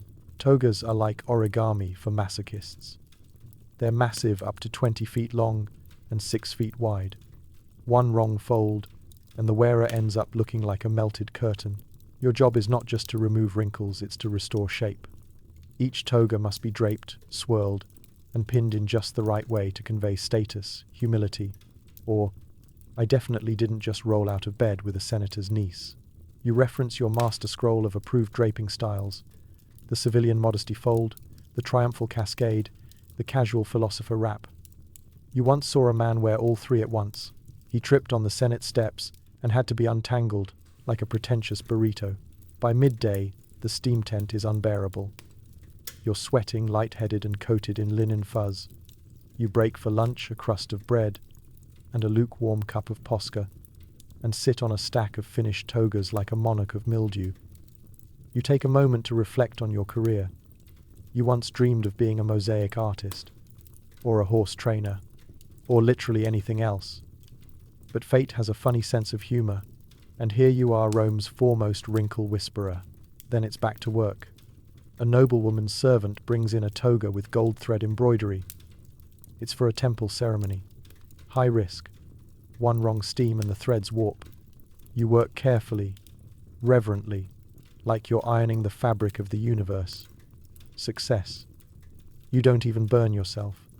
You allow yourself a brief moment of pride before a teenager drops off 4 soiled togas from last night's philosophy club. You suspect there was more wine than wisdom. Let's pause for toga drama. You once found a dagger tucked into a toga pleat. You handed it to the guards. They said nothing, just took it with a knowing look. Another time, a toga came back with a marriage contract scribbled in charcoal on the inside hem. You didn't ask questions. You just refolded it and sent it on its way. Togas, like walls, hear things. You are privy to gossip, sweat, and very poor decisions. By late afternoon, your hands are cramping. Your arms are sore. Your back sounds like a collapsing aqueduct every time you bend. You've pressed 18 togas, refolded 12, and stitched minor repairs on 3. One had a mysterious smell you chose not to investigate. You splash your face with cool water, swat away a curious pigeon, and begin the final stretch. The last toga is a monster. A senator's ceremonial piece, meant for a public address on grain reform. It's stiff with pretension and smells like myrrh and condescension. You tackle it like a warrior. Fold by fold, crease by crease, you battle the fabric until it lies obedient, shining in the light of the oil lamp like a freshly tamed lion. You place it carefully in a cedar-lined chest and seal it with wax. Done. You stumble out into the cooling evening air, blinking, half blinded by linen glare. Your fingers are raw, your lungs are 30% steam. You pass a group of nobles laughing in the street, their togas crisp and perfect. Your work, your silent legacy. Sleep well, toga reironer. You took the chaos of Roman nightlife, the folds of drunken politics, and the stains of empire, and you made them smooth again, one wrinkle at a time. Comfort matters, even in the Senate. Your job is to fluff the benches between debates so no noble bottom is left unsupported. A high-stakes job in a low-seated world. Your day begins before sunrise, not because you're a dedicated morning person, but because the Roman Senate starts early, and so does the business of bottom maintenance. While the city slowly stirs to life, you're already inside the Curia Julia, alone, staring down a long row of benches that have seen more corruption than a wine-soaked bribe scroll. Your mission? To make those stone-hard seats ever so slightly less likely to paralyze a senator's rear mid-speech. You are a senatorial bench cushion fluffer, a job title that carries zero prestige but an alarming amount of political consequence. The average senator weighs roughly 2 tunics worth of ego, and the moment their seat doesn't feel properly elevated, you start hearing about back pain, spinal disrespect, or a shocking betrayal of senatorial gluteal dignity. So you show up early with your satchel of tools. 1 bronze hook for cushion removal, a bundle of fresh stuffing goose down if you're lucky, sheep wool if you're not, a smooth stone for flattening bumps, and a small mallet, just in case a cushion needs persuasion. Your hands are calloused, your knees permanently dusty, and your reputation for precise fluffing is unmatched. Let's talk about bench politics. There are tiers literally and socially. Higher-ranking senators get better cushions. They also get more dramatic about those cushions. "Why does mine feel deflated?" complains one consul. "Is this sabotage?" another whispers, as if the Parthians have infiltrated the upholstery department. You once had to replace a cushion mid-debate because a senator claimed it squeaked every time he quoted Cicero. The room laughed. You didn't. You were already planning your revenge via subtle lump placement. Each cushion has a name and a seat number. Some are embroidered, a few are perfumed. One is rumored to be filled with eagle feathers stolen from a general's standard. You did not ask questions. You maintain meticulous records of fluff frequency, loftiness ratings, and firmness preferences. One senator wants a soft but morally firm sit. Another insists on cloud-like yet authoritative. You're basically a sommelier but for butts. Mid-morning is crisis hour. The senators start arriving in waves, robes rustling, egos clashing, sandals squeaking. You stand in the shadows, watching like a backstage tech at a particularly judgmental play. One by one they take their seats. You watch their reactions like a hawk. A satisfied sigh? Good. An irritated huff? Trouble. A full-on glare, followed by dramatic shifting and passive-aggressive sighing? You're already fluffing a replacement. Sometimes, a senator stands to make a speech, and their cushion, warmed by hours of political butt, gets stolen by another. Cushion theft is real.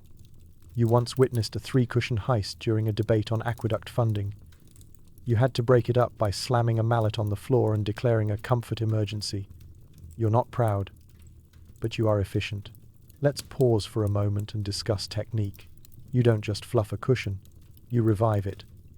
You knead the filling evenly, redistribute weight points, smooth the fabric, and realign the stitch lines. You test it with a calibrated buttock stone. Yes, that's a thing. You sit, gently, in different directions to simulate senatorial motion. If the cushion creaks, it's replaced. If it slouches, it's restuffed. If it smells like last week's garum lunch, burn it and start over. Then comes the long debate. Today's topic: taxation on grain imports from Sicily. Riveting. You've heard this one before. It goes for hours. You stand at the ready with backup cushions like a stagehand in a toga. Around the third hour, one senator signals you discreetly he's shifted too much and now has what you call flattened dignity. You slide in, remove the offending cushion, fluff in the shadows, and return it with the swiftness of a linen ninja. The man doesn't even pause his argument. That's professionalism. Lunch break offers no relief. You're expected to refluff every seat while the senators dine. This is your window. You move quickly, scanning each bench for signs of distress. Compression, sweat stains, feather escapees. You fix it all. You must. Because if the senators come back from their break and sit on a warm, lumpy bench, you'll be the talk of the entire voting bloc. And not in a good way. Let's talk hazards. Once, a cushion burst mid-speech and released a plume of feathers that floated dramatically as if to mock you.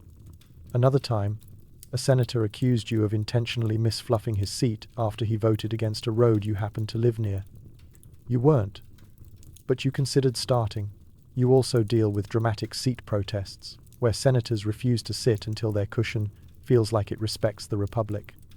You nod, listen, fluff again, and try not to mutter something about ancient drama queens with orthopedic demands. By the end of the day, your arms are sore, your tunic is streaked with stuffing, and you smell like old wool and ambition. But the benches are pristine, the cushions are reset, the Senate is adjourned, and not one senator complained of discomfort severe enough to call a tribunal. You walk home proud quietly, of course. No one praises the cushion fluffer, but you know. Your work kept the political wheels of Rome turning without a single cramp-induced outburst. Sleep well, bench fluffer of the Senate. The Republic rests on law, order, and the subtle genius of a well-supported derriere. You may not get a statue, but your fluff? Legendary? Before battles, generals consult sacred chickens. If they eat, it's a good omen. Your job is to feed the chickens, interpret pecking patterns, and pretend you're not making it up. Chicken anxiety? Very real. It's pre-dawn on the edge of the empire. Somewhere, a Roman general is sharpening his sword, reviewing strategy, and trying to decide if the left flank should include cavalry or just a really angry goat herd. But none of that matters yet. Because before any decision is made, the most powerful military force in the known world must pause and ask a chicken how it feels about the situation. And that's where you come in. You are a sacred chicken whisperer, officially titled the Polarius, keeper and interpreter of Rome's most poultry-based divination system. It's an ancient and venerated role, steeped in tradition, mystery, and let's be honest, bird poop. Your toolkit includes a cage of well-fed, battle-hardened hens, A ceremonial feed bag, you embroidered it yourself for flair, a polished augury spoon, and a deeply practiced expression of, yes, this chicken absolutely knows the will of the gods. The day begins with a routine check. Are the chickens alive? Alert? Fluffed appropriately? They are not ordinary chickens. These are sacred augural birds, blessed by priests and pampered like feathery oracles. They travel in gilded cages, receive offerings of millet soaked in wine, and occasionally wear tiny laurels. You once tried to swap one out with a regular hen after an escape. It didn't go well. The original chicken pecked you in the shin with what can only be described as divine fury. You set up the morning ritual. Clean straw bedding, a quiet patch of field away from the screaming centurions, and the ceremonial feed bowl. This is no ordinary feeding. This is the test of appetite. And the future of the entire campaign depends on how many kernels get pecked, how fast, and which direction the droppings fall. Don't laugh, entire battles have been launched or cancelled based on a chicken's lunch habits. You lower the feed bowl. Tension mounts. Soldiers lean in. The general holds his breath. And the chicken sniffs, pecks once, and walks away. Uh-oh, this is what's called a bad omen. The chicken has rejected the offering, and therefore the gods are displeased. You look at the general, who is now pale and muttering about the wrath of Jupiter. You glance at the chicken, who has found a worm and seems pretty pleased with itself. You must act quickly and diplomatically. Perhaps, you say, stroking your chin, the millet was improperly sanctified.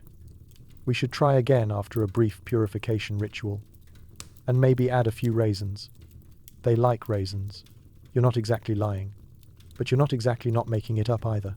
Your job is 10% poultry management, 40% improvisational theatre, and 50% calming panicked warlords with poultry-based optimism. Let's pause to talk about chicken training. There is none. You cannot train chickens. You can only bribe them. You learn quickly which birds are more likely to eat under pressure. One of them, Flavia, is your MVP, reliable, photogenic, and always down for a midday snack. You keep her in top form with extra grain and whispered affirmations. The others? Wild cards. One flaps uncontrollably during cloudy weather. Another refuses to eat unless she hears music first. During campaign season, you travel with the Legion, your birds bouncing along in their specially cushioned cart. You are excused from combat because obviously, but you are expected to appear at all major moments. Crossing rivers, setting up camp, choosing ambush points. Every decision must be validated by the pecking. There is, of course, a hierarchy of omens. If the chickens eat eagerly, fantastic, victory is assured. If they eat slowly, caution, delay the march. If they refuse to eat, bad news. If they eat, but in silence, somehow even worse.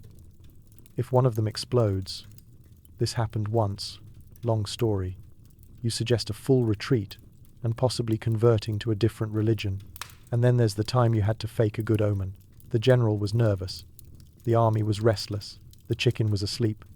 You, thinking quickly, threw a handful of grain on the ground behind the cage, rattled it a little, and then loudly declared, "They pecked. They pecked with the fervor of Mars himself." You gestured dramatically at the floor, where no one could see anything over the feathers. The general smiled. The army cheered. The chicken remained unconscious. You slept very badly that night. Let's talk about interpretation theatrics. You are not just feeding birds. You are reading divine signs. So you furrow your brow, trace symbolic spirals in the dirt, mutter Latin phrases that mean nothing. Ovum bene fortibus, and dramatically proclaim, "The path is clear." Or, "Hold, the fowl are uncertain." You once shouted, "The gods demand more barley," just to get lunch early. It worked. Evening arrives. The chickens are fed. Again, the general is convinced Jupiter approves, and the troops have morale boosted by a confident bird report. You clean the cages, brush down your ceremonial cloak, it smells like panic and feathers, and sit beside the cook fire, exhausted. You have single-handedly influenced a military strategy using nothing but snacks and stage presence. Tomorrow you'll do it again, because in Rome, faith and feathers go hand in hand. Sleep well, sacred chicken whisperer. Empires may rise and fall, but you help steer fate with a bowl of grain and a chicken named Claudia. And honestly, that's power. You wave incense towards statues for 8 hours a day. The gods are pleased. Your sinuses are not. It's a delicate balance between holy devotion and chronic coughing. At sunrise, the temple doors groan open. Rays of gold light filter through columns carved to impress both gods and donors. Doves coo. Priests chant. And you? You're standing there with a bronze censer in one hand and a linen rag in the other, preparing your nose for another day of aromatic warfare. You are the temple incense smoke waver, guardian of divine scent, and apparently destroyer of your own respiratory system. The job seems simple. You wave smoke. All day. But this is Rome, where simplicity is an illusion, and waving sacred incense is a performance, a ritual, and if you're not careful, a recipe for accidental asphyxiation. You begin with preparation. The incense itself is not your average bathhouse pine resin. It's an elite blend of myrrh, frankincense, cedarwood, and something the high priest calls divine extract, which you suspect is just cinnamon he refuses to admit came from a merchant in Alexandria. You grind it with a pestle, mix it with honey, form it into little cones and arrange it in ceremonial bowls.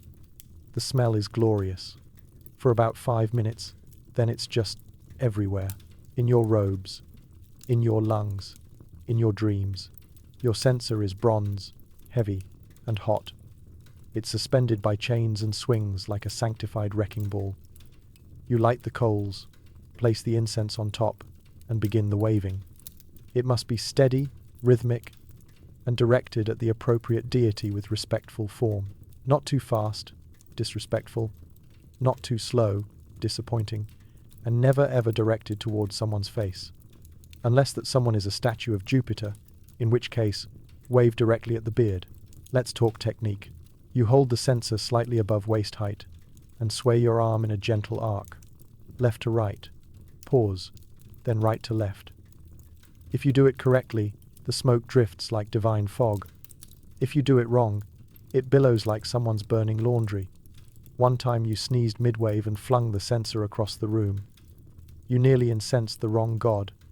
Everyone pretended it didn't happen, except the statue of Mars, which now has a singed eyebrow. The temple has zones. Each hour, you move from altar to altar.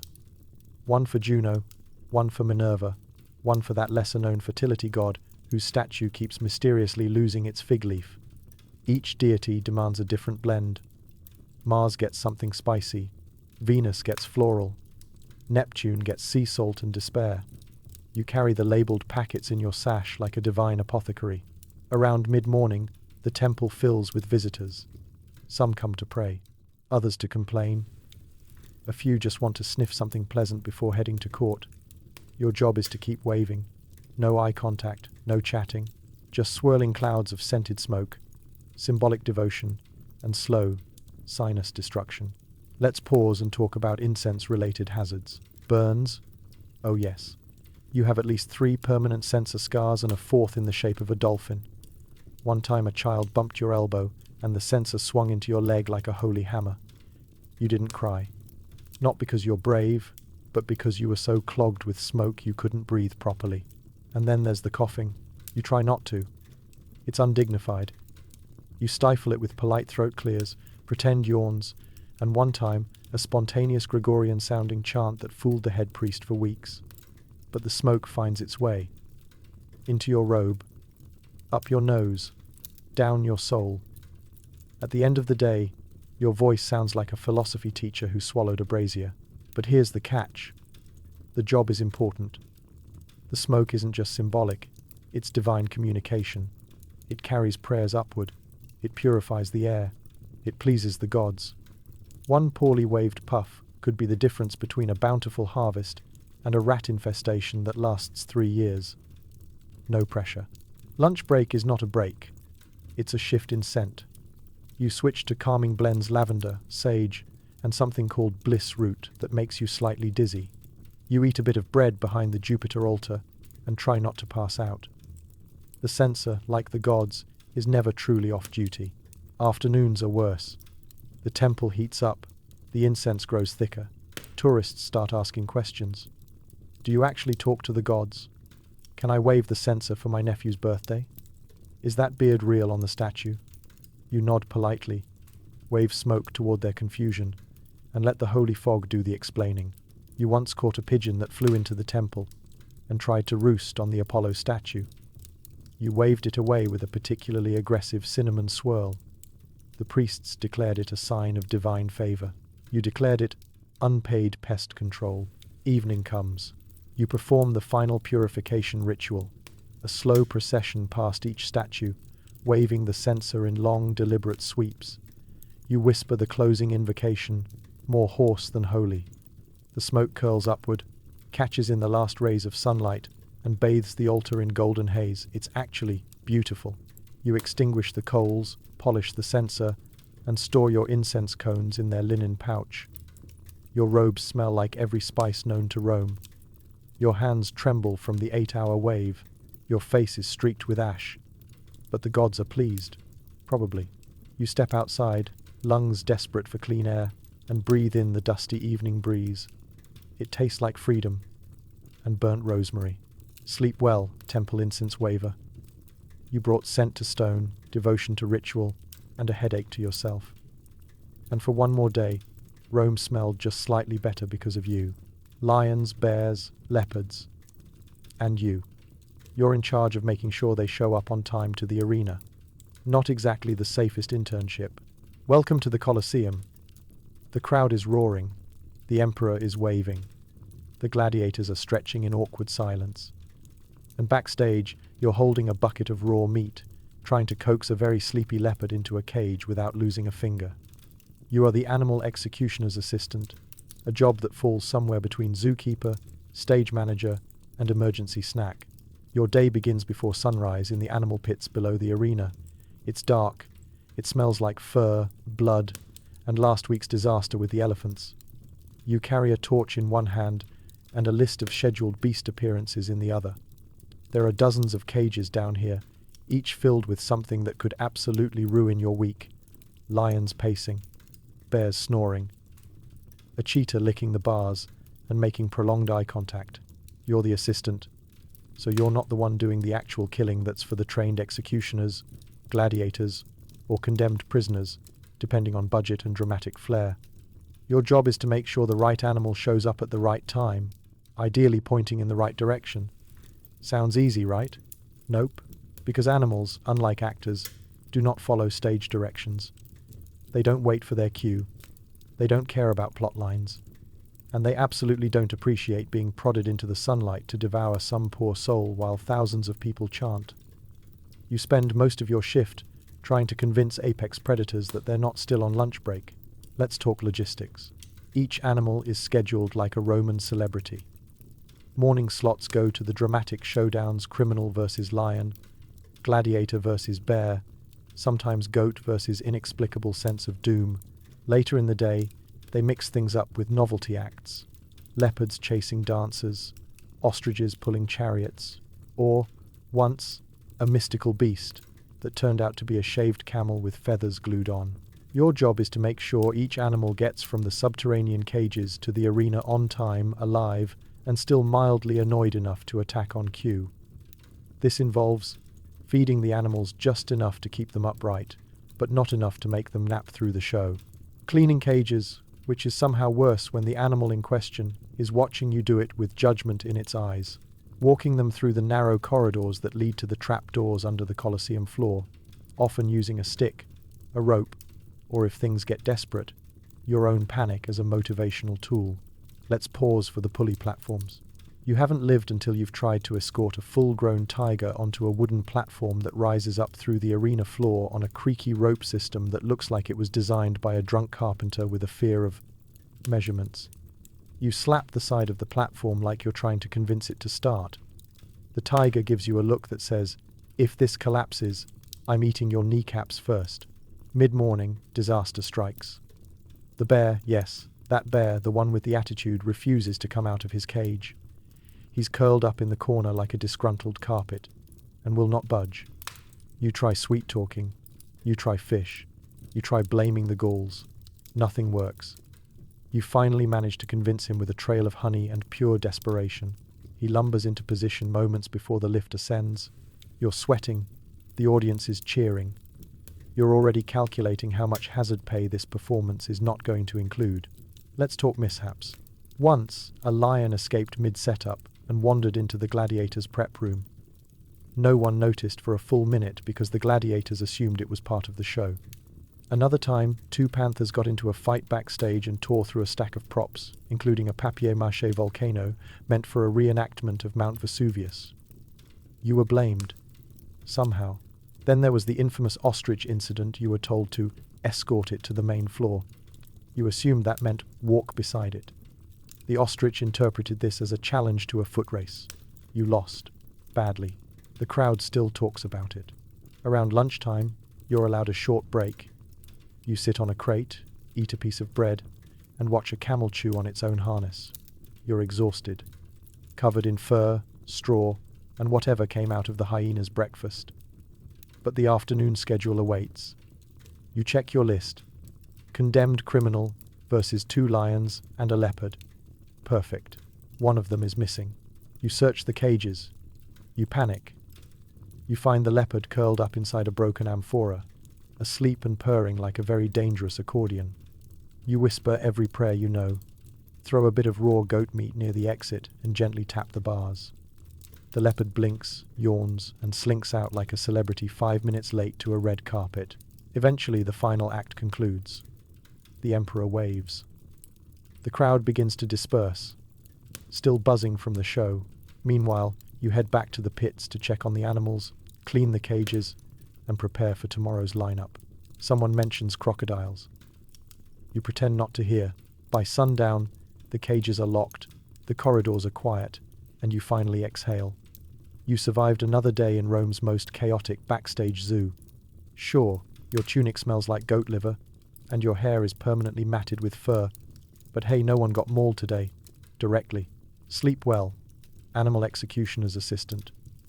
The empire may be built on stone, law, and military might, but none of it matters if you don't show up on time with a hungry tiger and a plan.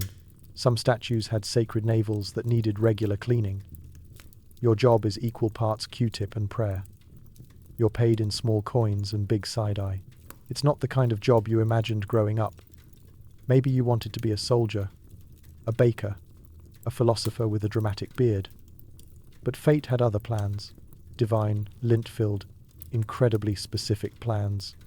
Because here you are, reporting for duty at the Temple of Apollo, holding a satchel full of cotton swabs, olive oil, and exactly one job title, Naval Maintenance Technician for the gods.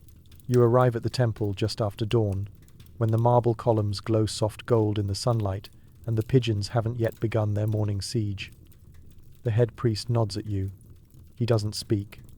He hasn't in 3 years, ever since you told him that yes, even divine navels get dusty. You don't mind the silence. It's better than the muttered jokes from visiting senators who like to say things like, "Hey, looks like the belly of the gods has its own servant. How sacred." Let's talk about the navels themselves. These aren't your average belly buttons. These are cosmic portals, or at least that's how they're described in your extremely underpaid job scroll. The omphalos, the navel of the world, sits proudly in the center of the temple, a carved stone that allegedly connects the heavens and the underworld through one sacred indentation. It must remain clean, spiritually balanced, and free of bird feathers. And then there are the statues. Apollo, Zeus, Dionysus, even a highly questionable minor fertility deity whose navel has been eroded by centuries of overzealous polishing. Each one is carved with love, detail, and yes, a perfect belly button. Your job? Keep those little craters pristine. The tools are creative. You have a bundle of handmade swabs, linen-wrapped sticks of varying sizes, from the dainty baby pinky width for smaller deities to the intimidating divine innie poker used for Zeus. You use warmed olive oil mixed with sacred herbs to soften and dissolve whatever ancient dust, pollen, or squirrel hair has nestled in the recesses of godly abs. You approach the first statue. It's Apollo. He's radiant, perfect, smug. You bow, whisper the cleansing chant, which sounds suspiciously like a sneeze in Latin, and begin your work. Slow, gentle, diligent. One hand supports the swab, the other wipes away residue with a cloth. It's the world's most reverent exfoliation. You try not to think about what you're actually doing. You try to focus on the symbolism, cleansing the vessel of cosmic balance, honoring the divine through attention to detail, totally not poking granite belly buttons with a stick while tourists giggle behind you. Mid-morning, the naval emergencies begin. A gust of wind blows flower petals straight into the omphalos. A priest knocks over a bowl of barley offerings. A child tries to toss a coin into a sacred indentation for luck. You spring into action. You're not just a cleaner, you're a guardian, a bouncer for divine belly fluff. Let's pause to discuss the stigma. No one wants to admit your job exists. They call you temple maintenance, sanctuary support. One guy called you lint oracle. But when things get messy, when a pigeon makes an unsanctioned deposit in the cosmic navel, you're suddenly the most important person in Rome. Sometimes other workers ask you, how'd you end up in that job? You shrug. It was an opening. You had good fine motor skills. You once trimmed grapes for a senator's salad with surgical precision. Word got around. One day, a priest handed you a swab and said, "It's your destiny now." You didn't argue. Lunch break is lonely. You sit behind the statue of Athena, sipping barley soup and trying to get olive oil out of your toga. A visiting nobleman strolls past and loudly whispers, "Is that the belly boy?" You pretend not to hear, but you make a mental note to give his family's statue a slightly sticky navel next week. Nothing permanent, just tacky. Back to work. Dionysus needs a double clean. Too many incense offerings have left his stomach smoky. You perform a gentle spiral motion with your medium-sized swab while murmuring something vaguely spiritual.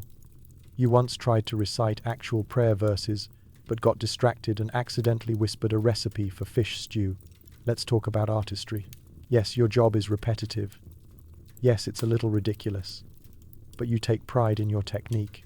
You've developed a signature finish, a final clockwise swirl that leaves the marble gleaming just enough to catch the sunlight. People notice. The head priest once commented, "The gods seem more at peace when their navels are clean." You beamed for a full week, and the benefits? Questionable. You get paid in temple coins, most of which are symbolic, and only accepted at one bakery 3 streets down. Your robe is on loan. You're occasionally offered leftover incense sticks as bonuses. But every now and then, a passing visitor looks at your work, pauses, and says, "Huh, that statue looks radiant." And you think, "That's me, that's my swab magic." As the sun begins to set, you perform the closing cleanse. You visit each statue one final time, dabbing gently, offering thanks. You recap your oil jar. You organize your swabs by size and scent. You even label them Apollo, Lemon, Zeus, Woodsmoke, Omphalos, Neutral. You step outside into the twilight. Your nostrils roar, but your soul strangely calm. The temple glows behind you. The navel's gleaming, spotless, sacred stand, ready for tomorrow's prayers, incense, and the eternal threat of falling flower petals. Sleep well, belly button cleaner of the gods. In a city obsessed with power, marble, and oratory, you found the quiet art of divine tidiness. You polished the portals of Olympus, and for one more day, the belly of the universe was lint-free. A step up from the vomitorium attendant, you're the post-feast detail, cleaning basins, shining marble, and pretending none of this is gross. You are the janitor of indulgence. Let's be honest, this is not the kind of job you bring up at dinner parties. Your shift starts just after the nobles have finished theirs. The feast is over. The wine jugs are empty. The musicians are packing up their lyres, and the air is heavy with roast duck perfume and the unmistakable aroma of upper-class gastrointestinal surrender. This is your time. The guests have purged. The attendants have scurried off. And now, it's just you and the basins. You are the vomit basin polisher, which sounds fancy if you don't think too hard about it. But make no mistake, You are not a servant. You are not a cleaner. You are an artist of aftermath, a curator of carnage, a marble whisperer with a strong stomach and low expectations. You begin in the atrium, where the decorative vomit basins are arranged like sacrificial flower pots. Each one is carved from expensive stone onyx, alabaster, even red-veined marble from the eastern provinces, and each one, just hours ago, played host to a noble's second round of peacock pie and fermented fig wine. You light your oil lamp, roll up your sleeves, and get to work. First comes the removal phase, which you try very hard not to think about. You've trained your senses to blur reality. You pretend the contents are just soup. Really enthusiastic soup. You use a bronze scoop hand, crafted allegedly, and a large amphora for disposal. The smell is, let's call it vibrant. Let's talk about status. You're technically a step above the vomitorium attendants, who help the guests during the actual feasting process. They're the ones with sponges and distant stares, guiding senators to the marble edge for their mid-meal purge. You, however, show up afterward when the guests have staggered out, flushed and full, talking about philosophy with chicken grease on their chins. The attendants get the immediate glory. You get the legacy maintenance. And sure, no one claps when you enter the room. But when the host wakes up the next morning and finds their priceless basin gleaming, free of shame and fig chunks, that's you. That's your legacy. Let's move on to the scrubbing phase. You bring out the vinegar and ash mixture. Vinegar to disinfect, ash to scrub. You rub in small circles, humming softly. Not for joy, for survival. You hum so you don't hear the squelching. You hum so you don't think about what's stuck in the grout. You hum because one time you saw something in the basin that blinked, and the humming keeps it from coming back.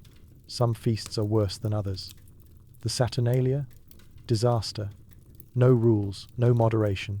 Just wine, oysters, and wild boar until everyone is purple and horizontal. You once cleaned 23 basins in a single night and had to bribe a temple priest to uncurse your mop. But there are perks. Sometimes, nobles drop things in their rush rings, earrings, tiny statues of Mercury. You fish them out with your patented, please don't let this be food technique, clean them, and return them to the household steward.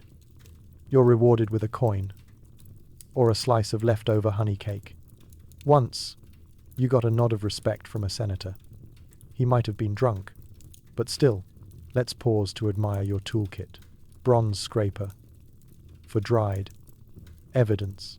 Olive oil cloth. For that final gleam. Perfume spritz. A special blend of lavender and denial. Pumice stone. For stubborn stains or passive-aggressive cleansing gestures. You take pride in your results. A well-polished basin shines under torchlight. It reflects the face of the next overindulgent guest, perhaps warning them, this is where you'll end up. You've even developed a rating system. 1 burp equals mild, 3 burps equals emergency, 5 burps equals call the gods. Now let's talk about the dangers. Slippery floors. Aggressive geese wandering into the feast aftermath. Curious children sticking their hands where they shouldn't. One time, you caught a cat drinking from a basin. You both screamed. You've slipped, fallen, and once passed out from inhaling a particularly stubborn mix of squid ink and spoiled wine. But you always get up. Because no one else will do this. No one wants to. And deep down you know the truth. The glory of Rome doesn't come from its conquests or its poets. It comes from the people who make sure the place doesn't reek of regurgitated flamingo tongue. By late evening, you finish the final basin. You apply the polished 2 parts olive oil, 1 part confidence, and step back. The marble gleams. The room smells faintly of citrus and ambition. You pack up your tools, wipe your hands, and quietly exit, leaving behind no trace of what happened, except the faint, haunting knowledge that it will happen again. You walk home, your sandals sticky, your back aching, your soul oddly light. You survived another night in the belly of Roman indulgence. You cleaned up what others couldn't face. You restored dignity to a society that regularly ate until it exploded. Sleep well, vomit basin polisher. You don't wear a laurel, you don't get applause, but you are the silent guardian of post-feast honor. And in a world built on decadence, You are the last line of sparkle. Rome loves its censuses. You check if the name Maximus has been used too often this year and file paperwork accordingly. You've invented ancient bureaucracy. Your day starts with a scroll, a stylus, and the deeply personal knowledge that at least 9 out of 10 Roman parents have no imagination when it comes to baby names. You are a census name checker, and your job is to monitor the naming habits of an empire that apparently believes Maximus is both subtle and original. You're stationed in a tidy little office near the Forum, sandwiched between the scroll copyists and a man who claims he invented the Roman alphabet. He did not. Your desk is simple. Stone slab, ink pot, clay seal, and 3 wax tablets stacked with names like Lucius, Gaius, and Marcus Maximus Magnus III, son of Maximus II. You sigh. Let's talk about why this job exists. Rome doesn't just count people. Rome catalogues them, tracks them, files them like human library books. Every citizen, slave, freedman, and goat shepherd gets registered. Property, taxes, family size, and most importantly, names. Because the Romans believe a name carries legacy, prestige, and sometimes the faint smell of fish sauce. But when everyone wants to name their kid after a war hero, a famous orator, or that guy who once punched a barbarian in the face and lived to tell the tale, you get what we call name inflation. And so, the Republic, in its bureaucratic wisdom, created a solution. You spend your days scanning lists of new births and recent adoptions, cross-referencing each entry with the official Registry of Acceptable Name Frequency Ratios, or what you've come to call the Too Many Maximi list. The rules are simple. If a name exceeds its popularity threshold, you flag it. If 3 more families name their son Tiberius this month, Tiberius gets a warning scroll. Now let's pause for a moment and talk about your toolkit. Reed stylus, carved by someone with a clear grudge against ergonomic design. Scroll weight, shaped like a turtle, because bureaucracy needs whimsy. Official wax seal, which you use for everything including passive-aggressive memos to parents. Emergency olive snacks, hidden in your desk for when someone tries to register Brutus, Brutus, Brutus. You receive a name scroll from a rural census taker. It lists triplets born in Gaul, all named Caius. You groan audibly. No variation, not even a middle name. You jot down a citation and send back a recommendation. Consider Caius, Plautus, and Gregory. You don't know where Gregory came from, but you're tired. Some days, it's a slow trickle. A few creative names pass through Fabiola, Decimus, even Spatula, which you hope is a nickname. But other days, it's a tsunami of repetition. The worst week of your life was during the Maximus boom, when 137 boys were registered with that name across 4 districts. You issued so many duplicate alerts that your wrist developed what you now call scroll Krampus. You've started keeping a name shame list, a private scroll of the worst offenders. People who named their twins Aurelius and Aurelius Minor. A family who insisted on Bigus Dickus because they thought it sounded noble. You almost quit that day. Let's talk about workplace politics. The census office is divided into departments: land records, livestock tallies, criminal fines, and you, the name people. You're considered the oddballs. The other departments joke that you obsess over consonants and punish creativity. You respond by hosting the annual Most Acceptable Name contest, which last year went to Octavia Crispina. A name so beautiful you almost cried. Every name you flag has to be reviewed by your superior, a man named Gaius Gaius, who insists that he is bringing dignity back to duplication. You can't tell if he's proud or just lazy. He stamps every scroll with an air of dramatic finality, even when you know he didn't read a word. Let's take a peek at your process. A new scroll arrives from a census team in Alexandria. You unroll it slowly, take a deep breath, and begin to scan. Maximus Antonius, Maximus Julius, Maximus Maximus. Seriously? Maxima. Finally, a twist. Maximius. Not a word, but bold.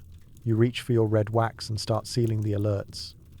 You scribble notes like, suggest exploring new name palettes, and have you considered a vowel that isn't A?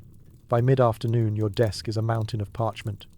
You're hunched, squinting, muttering Latin syllables like incantations. You know you've been at it too long when every name starts to sound like pasta. Lunch break comes. You lean back, stretch your ink-stained fingers, and eat olives while wondering if one day you'll meet someone named something new, like Zonara or Bubba. You would embrace them. You would write their name in gold leaf. Let's talk about the darker side. If a name is too weird, it gets flagged. If a name is too common, it gets flagged. You once had to reject a baby named Emperor. Too ambitious. You had to explain to a grandmother why her grandson couldn't legally be called Chickenus the Bold. She threatened to curse your stylus. And yet, there's power in what you do. Names matter. Names are legacy. They echo in stone inscriptions, in legal documents, in graffiti scrawled on alley walls. You're not just filing paperwork. You're shaping history one overused maximus at a time. As the sun sets over the forum, and the last scroll is sealed, you tidy your desk. You whisper a quiet plea to the gods. Please, no more Luciuses tomorrow. You tuck your tools away, sigh, and head home past streets echoing with the shouts of children named exactly the same thing. Sleep well, census name checker. You are the tireless guardian of Roman variety, the silent editor of legacy, and the only thing standing between the Republic and 100 identical tombstones. You polish fig leaves on statues. If one cracks or chips, you're fired. Yes, this counts as public decency enforcement. Your shift begins at dawn, when the forum is still empty, the air is cool, and no one's yet had the chance to criticize how shiny the god of fertility's leaf isn't. You carry your toolkit, a chamois cloth, a vial of imported olive oil, a polishing brush carved from goat hair, and the weight of Roman modesty on your shoulders. You are the statue leaf polisher, the unsung guardian of marble dignity. The job is deceptively simple. Polish only the fig leaves, not the toes, not the shoulders, not the heroic pecs. Only the delicate stone foliage placed strategically over the morally ambiguous areas of Rome's finest statuary. Your work is not about cleanliness, it is about optics. Your job is to protect the gaze of the innocent and uphold the sacred fig of shame. Let's be clear, you are not a sculptor. You're not even technically allowed to look at the statue above the waist. Your role exists because some time ago, an important senator's wife fainted after seeing too much anatomical enthusiasm on a statue of Bacchus. A scroll was written, a law was passed, and now, here you are, making sure no one sees a marble surprise on their way to the market.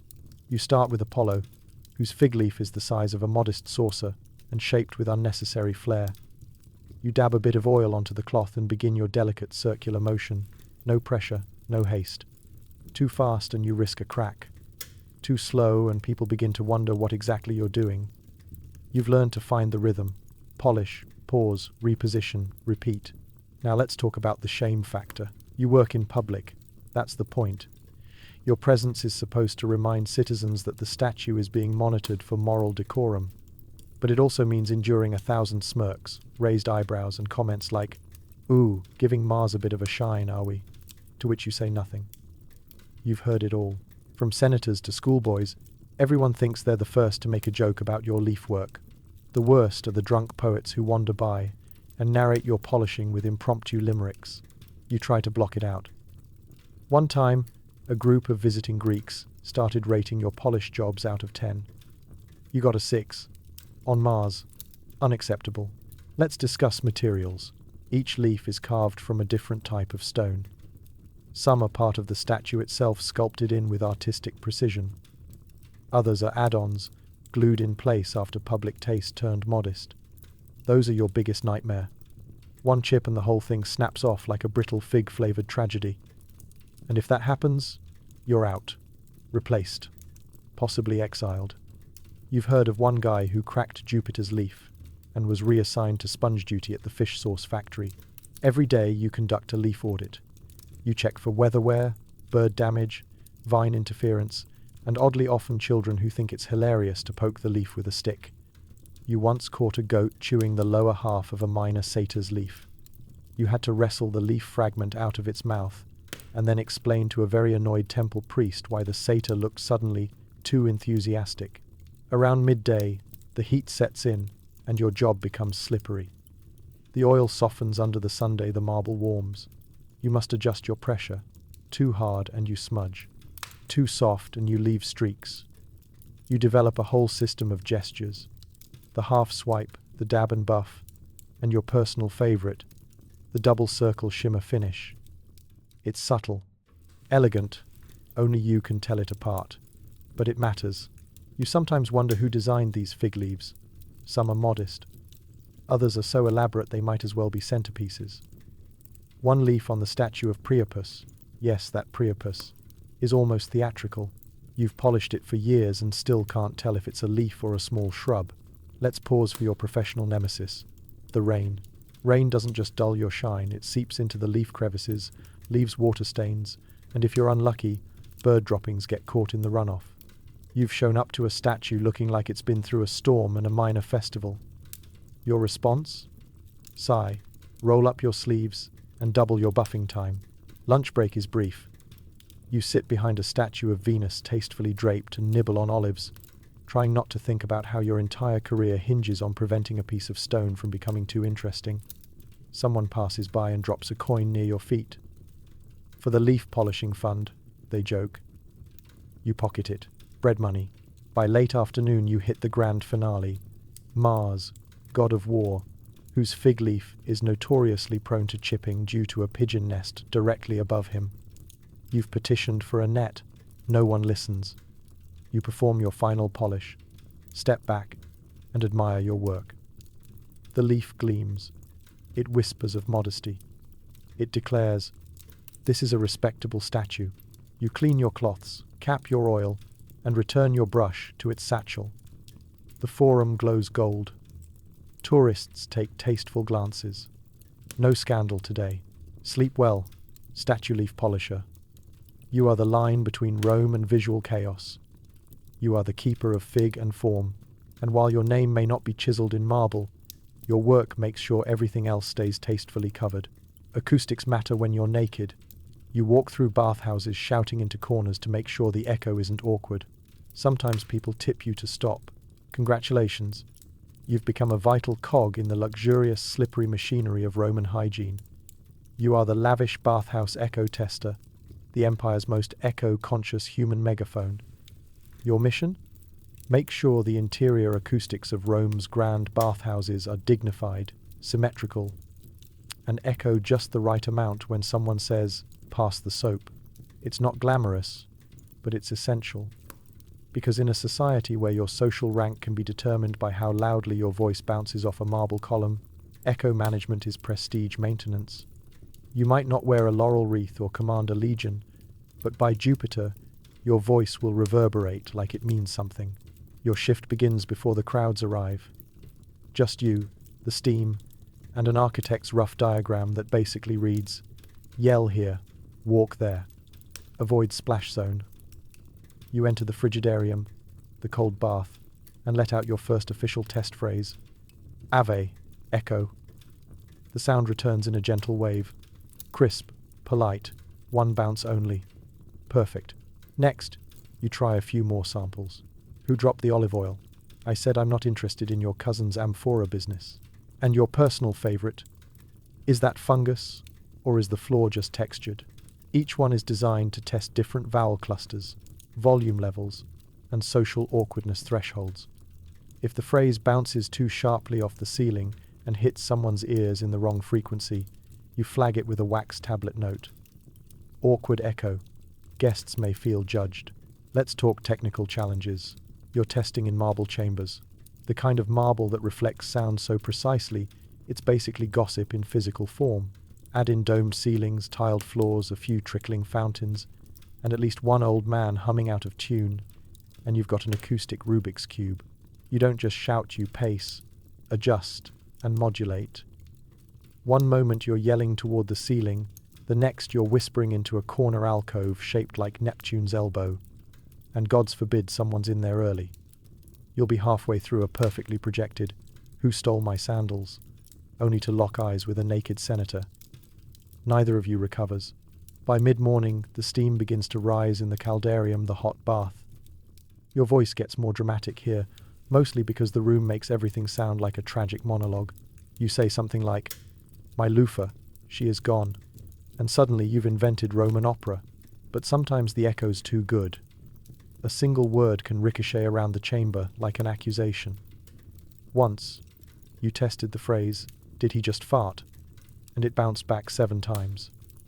7. The bathhouse nearly lost its patrician clientele over that one. Let's discuss your toolkit. You don't need scrolls or styluses. You are the instrument. But you do carry a voice-warming kit, honeyed water, throat oil, and 1 roasted fig, a list of test phrases approved by the Senate. They rejected "Rub my back, Lucius," for being too suggestive, emergency soft sandals for tiptoeing through steam while whisper yelling into vents. Oh, and you carry a small towel, not for modesty but to wave dramatically for sound direction. You've turned it into an art form. Sometimes you get heckled. As the baths begin to fill with sweaty aristocrats and bored poets, your job becomes more complicated. You try to test the domed resonance by shouting, "I am the voice of Caesar," and someone responds, "Then Caesar has a sore throat." You keep going. Once, someone tried to tip you to stop talking entirely. You accepted the coin, stood silently for exactly 4 seconds, and then resumed yelling, "Does this sound echoey to you?" into a mosaic of dolphins. Your integrity cannot be bought. Well, not for a single coin. Let's pause to appreciate the stakes. In Rome, the bathhouse is more than a hygiene station. It's where deals are made, poetry is recited, and people complain about politics while exfoliating.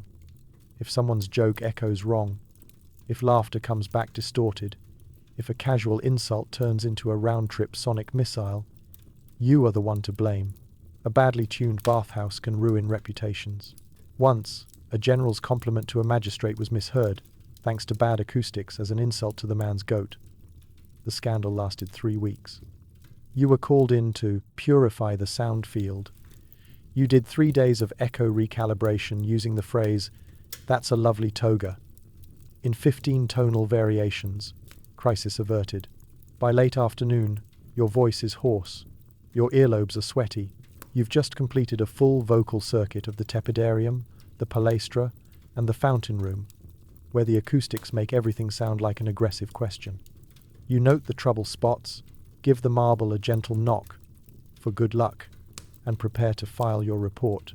Of course, your report is entirely verbal. You walk to the architect's apprentice, lean in and say, "Echoes acceptable. Recommend minor ceiling adjustment." Someone keeps humming in F minor. Also, acoustics excellent for dramatic complaints. Your job may not earn statues or parade routes. But as you step into the cooler air outside, throat sore, towel damp, sandals echoing gently on the stone, you know one truth. You made naked conversations less awkward today. Sleep well, lavish bathhouse echo tester. The Empire may not sing your name from the rooftops, but they can definitely hear it bounce off the walls, crisp and clear, echoing into legend. Rome's famous sewage system needs maintenance. You stir sludge with a stick to keep it flowing. This is the lowest rung, even by Roman standards. Welcome to the underbelly of civilization. Literally, while poets write odes to emperors and generals dine on flamingo tongues, you are knee-deep in the Cloaca Maxima, the massive ancient sewer that keeps Rome from becoming one giant communal toilet. You are the sewage stirrer, the front line of filth, the paddle-wielding hero no one dares to make eye contact with on the street. Your tool? A stick. A long one. That's it. They didn't even give it a fancy Latin name. It's a stick. With it, you stir, prod, poke, and occasionally scream at the swirling mass of what used to be wine, stew, bathwater, and the dreams of failed street vendors, all flowing down through the veins of the empire. Let's begin your shift. You enter through a small hatchway near the Tiber, where the smell hits you like a philosophical punch. It's hard to describe, part fermented olive oil, part ancient tragedy. You breathe through your mouth. Doesn't help. You grab your stick, nod to the rat that seems to work here too, and descend into the shadows. There is no glamour here, no marble, no mosaics, just wet stone, trickling despair, and the occasional floating sandal. Your job is simple. Keep it moving. Rome can conquer Gaul, But if the Cloaca Maxima clogs, it's you they send in, not the legionnaires, not the engineers. You. Let's talk about the rhythm of the job. You start at the Western Canal, where debris loves to collect. Banana peels, fish bones, wax from discarded love letters, anything and everything ends up down here. You stir in a figure-8 motion. It's been passed down for generations. Legend says the first stirrer invented it after discovering that clockwise stirring just made the sewage angry. Some days are light, just a slow-moving soup of bath runoff and rainwater. Other days, festival aftermath, a river of regret, bits of garlands, too much wine, mystery lumps you don't want to identify. You brace yourself, lean over the edge, and swirl like your civic duty depends on it, because it does. Let's pause and admire your uniform. Ha! Just kidding. There isn't one. You wear whatever you don't mind burning later. Most days it's a threadbare tunic, sandals with holes, and a scarf tied around your nose for aroma mitigation. You asked for gloves once. They laughed. You made your own out of goat hide. They dissolved. Let's talk career advancement. There isn't any. The best you can hope for is becoming senior stirrer, which means you get to shout encouragement at the new guy while stirring slightly less. There's also stick overseer, but that requires knowing how to read, write, and differentiate between 5 types of sludge. You don't have that kind of ambition, or patience. The worst part? You're invisible. People walk past the sewer grates above you and pretend you don't exist. You hear them laughing, arguing, whispering sweet nothings. Meanwhile, you're down here debating whether that bubbling noise means the main pipe is about to explode or just farting. You try not to take it personally. Rome needs you. It just doesn't thank you. Let's discuss co-workers. Your best friend down here is Claudius. He stirs the east corridor.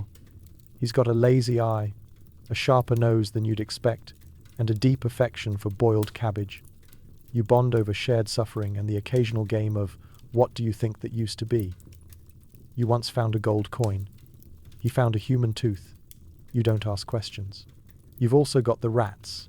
Massive, bold, and surprisingly political. One of them, you've named him Tribune, runs this stretch of the sewer like he's entitled to a salary. He watches you work. You nod respectfully. He nods back. It's a mutual understanding. Cross him, and your sandal goes missing. Again, midday you take your lunch. Not here. You climb out, wash your hands in the river. Ha! As if that helps. And sit on a rock with your food wrapped in yesterday's census sheet. It's bread, olives, and a piece of dried meat that may or may not be from an approved species. You eat quickly. The smell clings to your soul. You pretend the breeze is kind. Back underground, you check for blockages. You find one. It's massive. A gelatinous clog of hair, wax, and something that might have once been a wig. You jab it with your stick. It fights back. You jab harder. It slurps forward reluctantly. You poke again. It makes a noise that sounds like betrayal. You win. For now. Sometimes you dream of quitting, opening a bakery, selling olives, just not stirring sewage. But then you remember, someone has to do it. Someone has to make sure Rome doesn't drown in its own decadence. And right now, that someone is you. You wrap up your shift just as the sun sets. You rinse your stick in the runoff channel, give Tribune a respectful salute, and climb back to the surface. You smell like a curse. People cross the street to avoid you. Children point. You go home, scrub until your fingers wrinkle, and collapse into sleep, knowing that tomorrow the stirring begins anew. Sleep well, sewage stirrer of Rome. You keep the city flowing. You are the silent paddle behind the power. You are the empire's last defense against the flood. You don't wear a toga, but your service? Legendary. Gladiator games need flair. You hide under the arena floor and bang coconuts, rattle chains, or yell like an angry boar. It's ancient Rome's version of a Foley artist if Foley artists smelled like lion pee. Welcome to the gritty, echoing guts of the Colosseum. You are not one of the gladiators, those bronze celebrities with dramatic backstories and pecs so sculpted they get their own graffiti.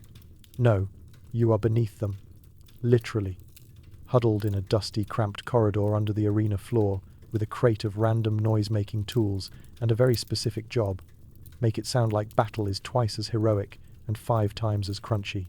Your shift begins before the first trumpet blares.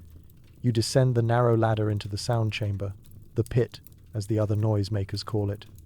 It smells like fear, iron, and something that might have been a goat. You light a torch, do a quick inventory of your gear, and prepare for another day of chaos enhancement. Let's go over your arsenal of sound effects. Coconut halves. For galloping hooves, obviously. You bang them with rhythmic precision. Not too fast, you're simulating one horse, not a stampede of caffeinated zebras. Chains. For prisoner drag scenes or ominous pre-fight build-up. Rattle lightly for suspense. Rattle wildly if someone's about to lose a kneecap. Bronze gong. Big moments only. Think incoming tiger or surprise net trap. Roasting pan full of gravel. Stomp in it to simulate crowds shifting or gladiator footwork. Your voice. Trained to yell like a wounded boar, scream like a terrified merchant, or whisper dramatic Latin phrases like, "He has no idea what's behind him." Sometimes, a noble requests special effects. Make the lion roar more tragically, they say. Or, add extra chain noises for the guy with the trident "I want drama." You nod, you deliver. Because if there's one thing Roman crowds love more than blood, it's theatrical blood with a high-quality soundscape. Let's talk about timing. You don't just bang stuff at random. No, this is an art. You study the fight choreography ahead of time, when you're lucky enough to get a script, and you synchronize each sound perfectly. Sword clashing? You slap a metal rod against a shield hanging from the wall. Man gets thrown to the ground. You drop a sack of sand. Lion attack? You scream like a man who's seen his taxes. It's sweaty, thankless work. You are invisible, essential, and almost definitely replaceable. Once, a kid from the bakery filled in for you with 2 spoons and a drumstick. Nobody noticed. Except you. You noticed. Now let's talk about hazards. There are trapdoors above you. Sometimes they're supposed to open, sometimes they're not. You've been beamed by falling sandals, a wooden gladius, and once a full amphora of olive oil. No explanation given. You just kept rattling your chains like nothing happened. Professionals don't flinch. And then there's the animals. The Colosseum uses real creatures. Lions, bears, ostriches, for comic relief, and whatever else they can trap in a forest and ship in a cage. Guess where the holding cells are? That's right next to your sound booth. The smell is impressive. The sound, even more so. You have learned to identify 11 different animal moods by sound alone. Hungry, nervous, planning escape, and has already escaped. Let's talk co-workers. There's Julius, who handles wet sounds. He has a jar of sloshing meat stew he shakes to mimic internal injuries. He's committed. Then there's Decima, the whisperer. She adds breathy Latin narration to fights lines like "Fate decides now" or "Steel meets destiny." She used to be a playwright. Now she murmurs next to blood puddles. You form a little crew team spectacle. You're the hidden magic that makes the show go boom. And when the crowd gasps in sync because your gong hit just as the net caught someone midair, that's your Oscar moment. No trophy, but someone tosses you a date from above. A snack. A symbol. You are fulfilled. Let's not forget maintenance. Your coconuts crack. Your chains rust. Your voice goes hoarse from too many AAA screams. You do vocal warm-ups each morning by shouting "Spuck" into an amphora. It echoes nicely. The rats appreciate the acoustics. One of them is named Tibby. He sits on your shoulder during big finales. He's never wrong about who's going to win. And sometimes, you improvise. A fight gets chaotic. A tiger refuses to roar. A gladiator accidentally steps on his own foot. You jump in. You mimic the tiger roar. You slap a wet cloth against stone to simulate a messy hit. You throw a handful of sand to simulate tension. The crowd above? They cheer louder. They feel it. And they never know you exist. By the end of the day, your arms are sore, your throat is wrecked, and you smell like adrenaline and cat pee. You climb out of the pit just as the last of the crowd filters out, still buzzing with excitement. "Did you hear that roar when he dropped the sword?" someone says. Yes, yes they did. Because of you. Sleep well, fake battle sound maker. You are the ghost in the arena, the storm beneath the sand. The reason Rome gasps, flinches, and stands to applaud. You are the unsung chorus of carnage. And tomorrow, you're bringing new coconuts. So tonight, as you drift off beneath clean sheets with a thermostat set to your exact liking, take a slow, grateful breath. You made it through a journey into the strangest corners of Roman employment, where people earned their bread by scraping vomit, bottling sweat, and collecting public urine like it was Bitcoin. Every weird little job you heard about tonight kept the empire running, in all its messy, glorious absurdity. Because for every senator debating taxes, there were 50 workers keeping the fountains flowing, polishing marble, and figuring out how to make fermented fish guts taste appetizing. The empire didn't just run on conquest and politics. It ran on people like you, tired, underpaid, and wondering if this was really in the job description. So maybe, next time you're grumbling about your inbox or complaining that someone microwaved fish in the office kitchen, remember, at least you're not elbow deep in garum or trying to predict the future from a chicken's lunch habits. You have soap, indoor plumbing, and a workday that usually doesn't end with you wrestling a leopard. That's progress. The Romans may have been brilliant, brutal, and baffling, but they were also deeply human. They laughed, they hustled, they improvised, and somehow, between the chaos and the Colosseums, they made it work. So tonight, as you close your eyes, let the sounds of ancient markets fade into static. Picture the marble streets, the smell of olive oil and rain, the hum of voices trading, shouting, laughing. You've survived another night in history's strangest workplace. Sleep well, traveler, because tomorrow we're clocking in somewhere even weirder.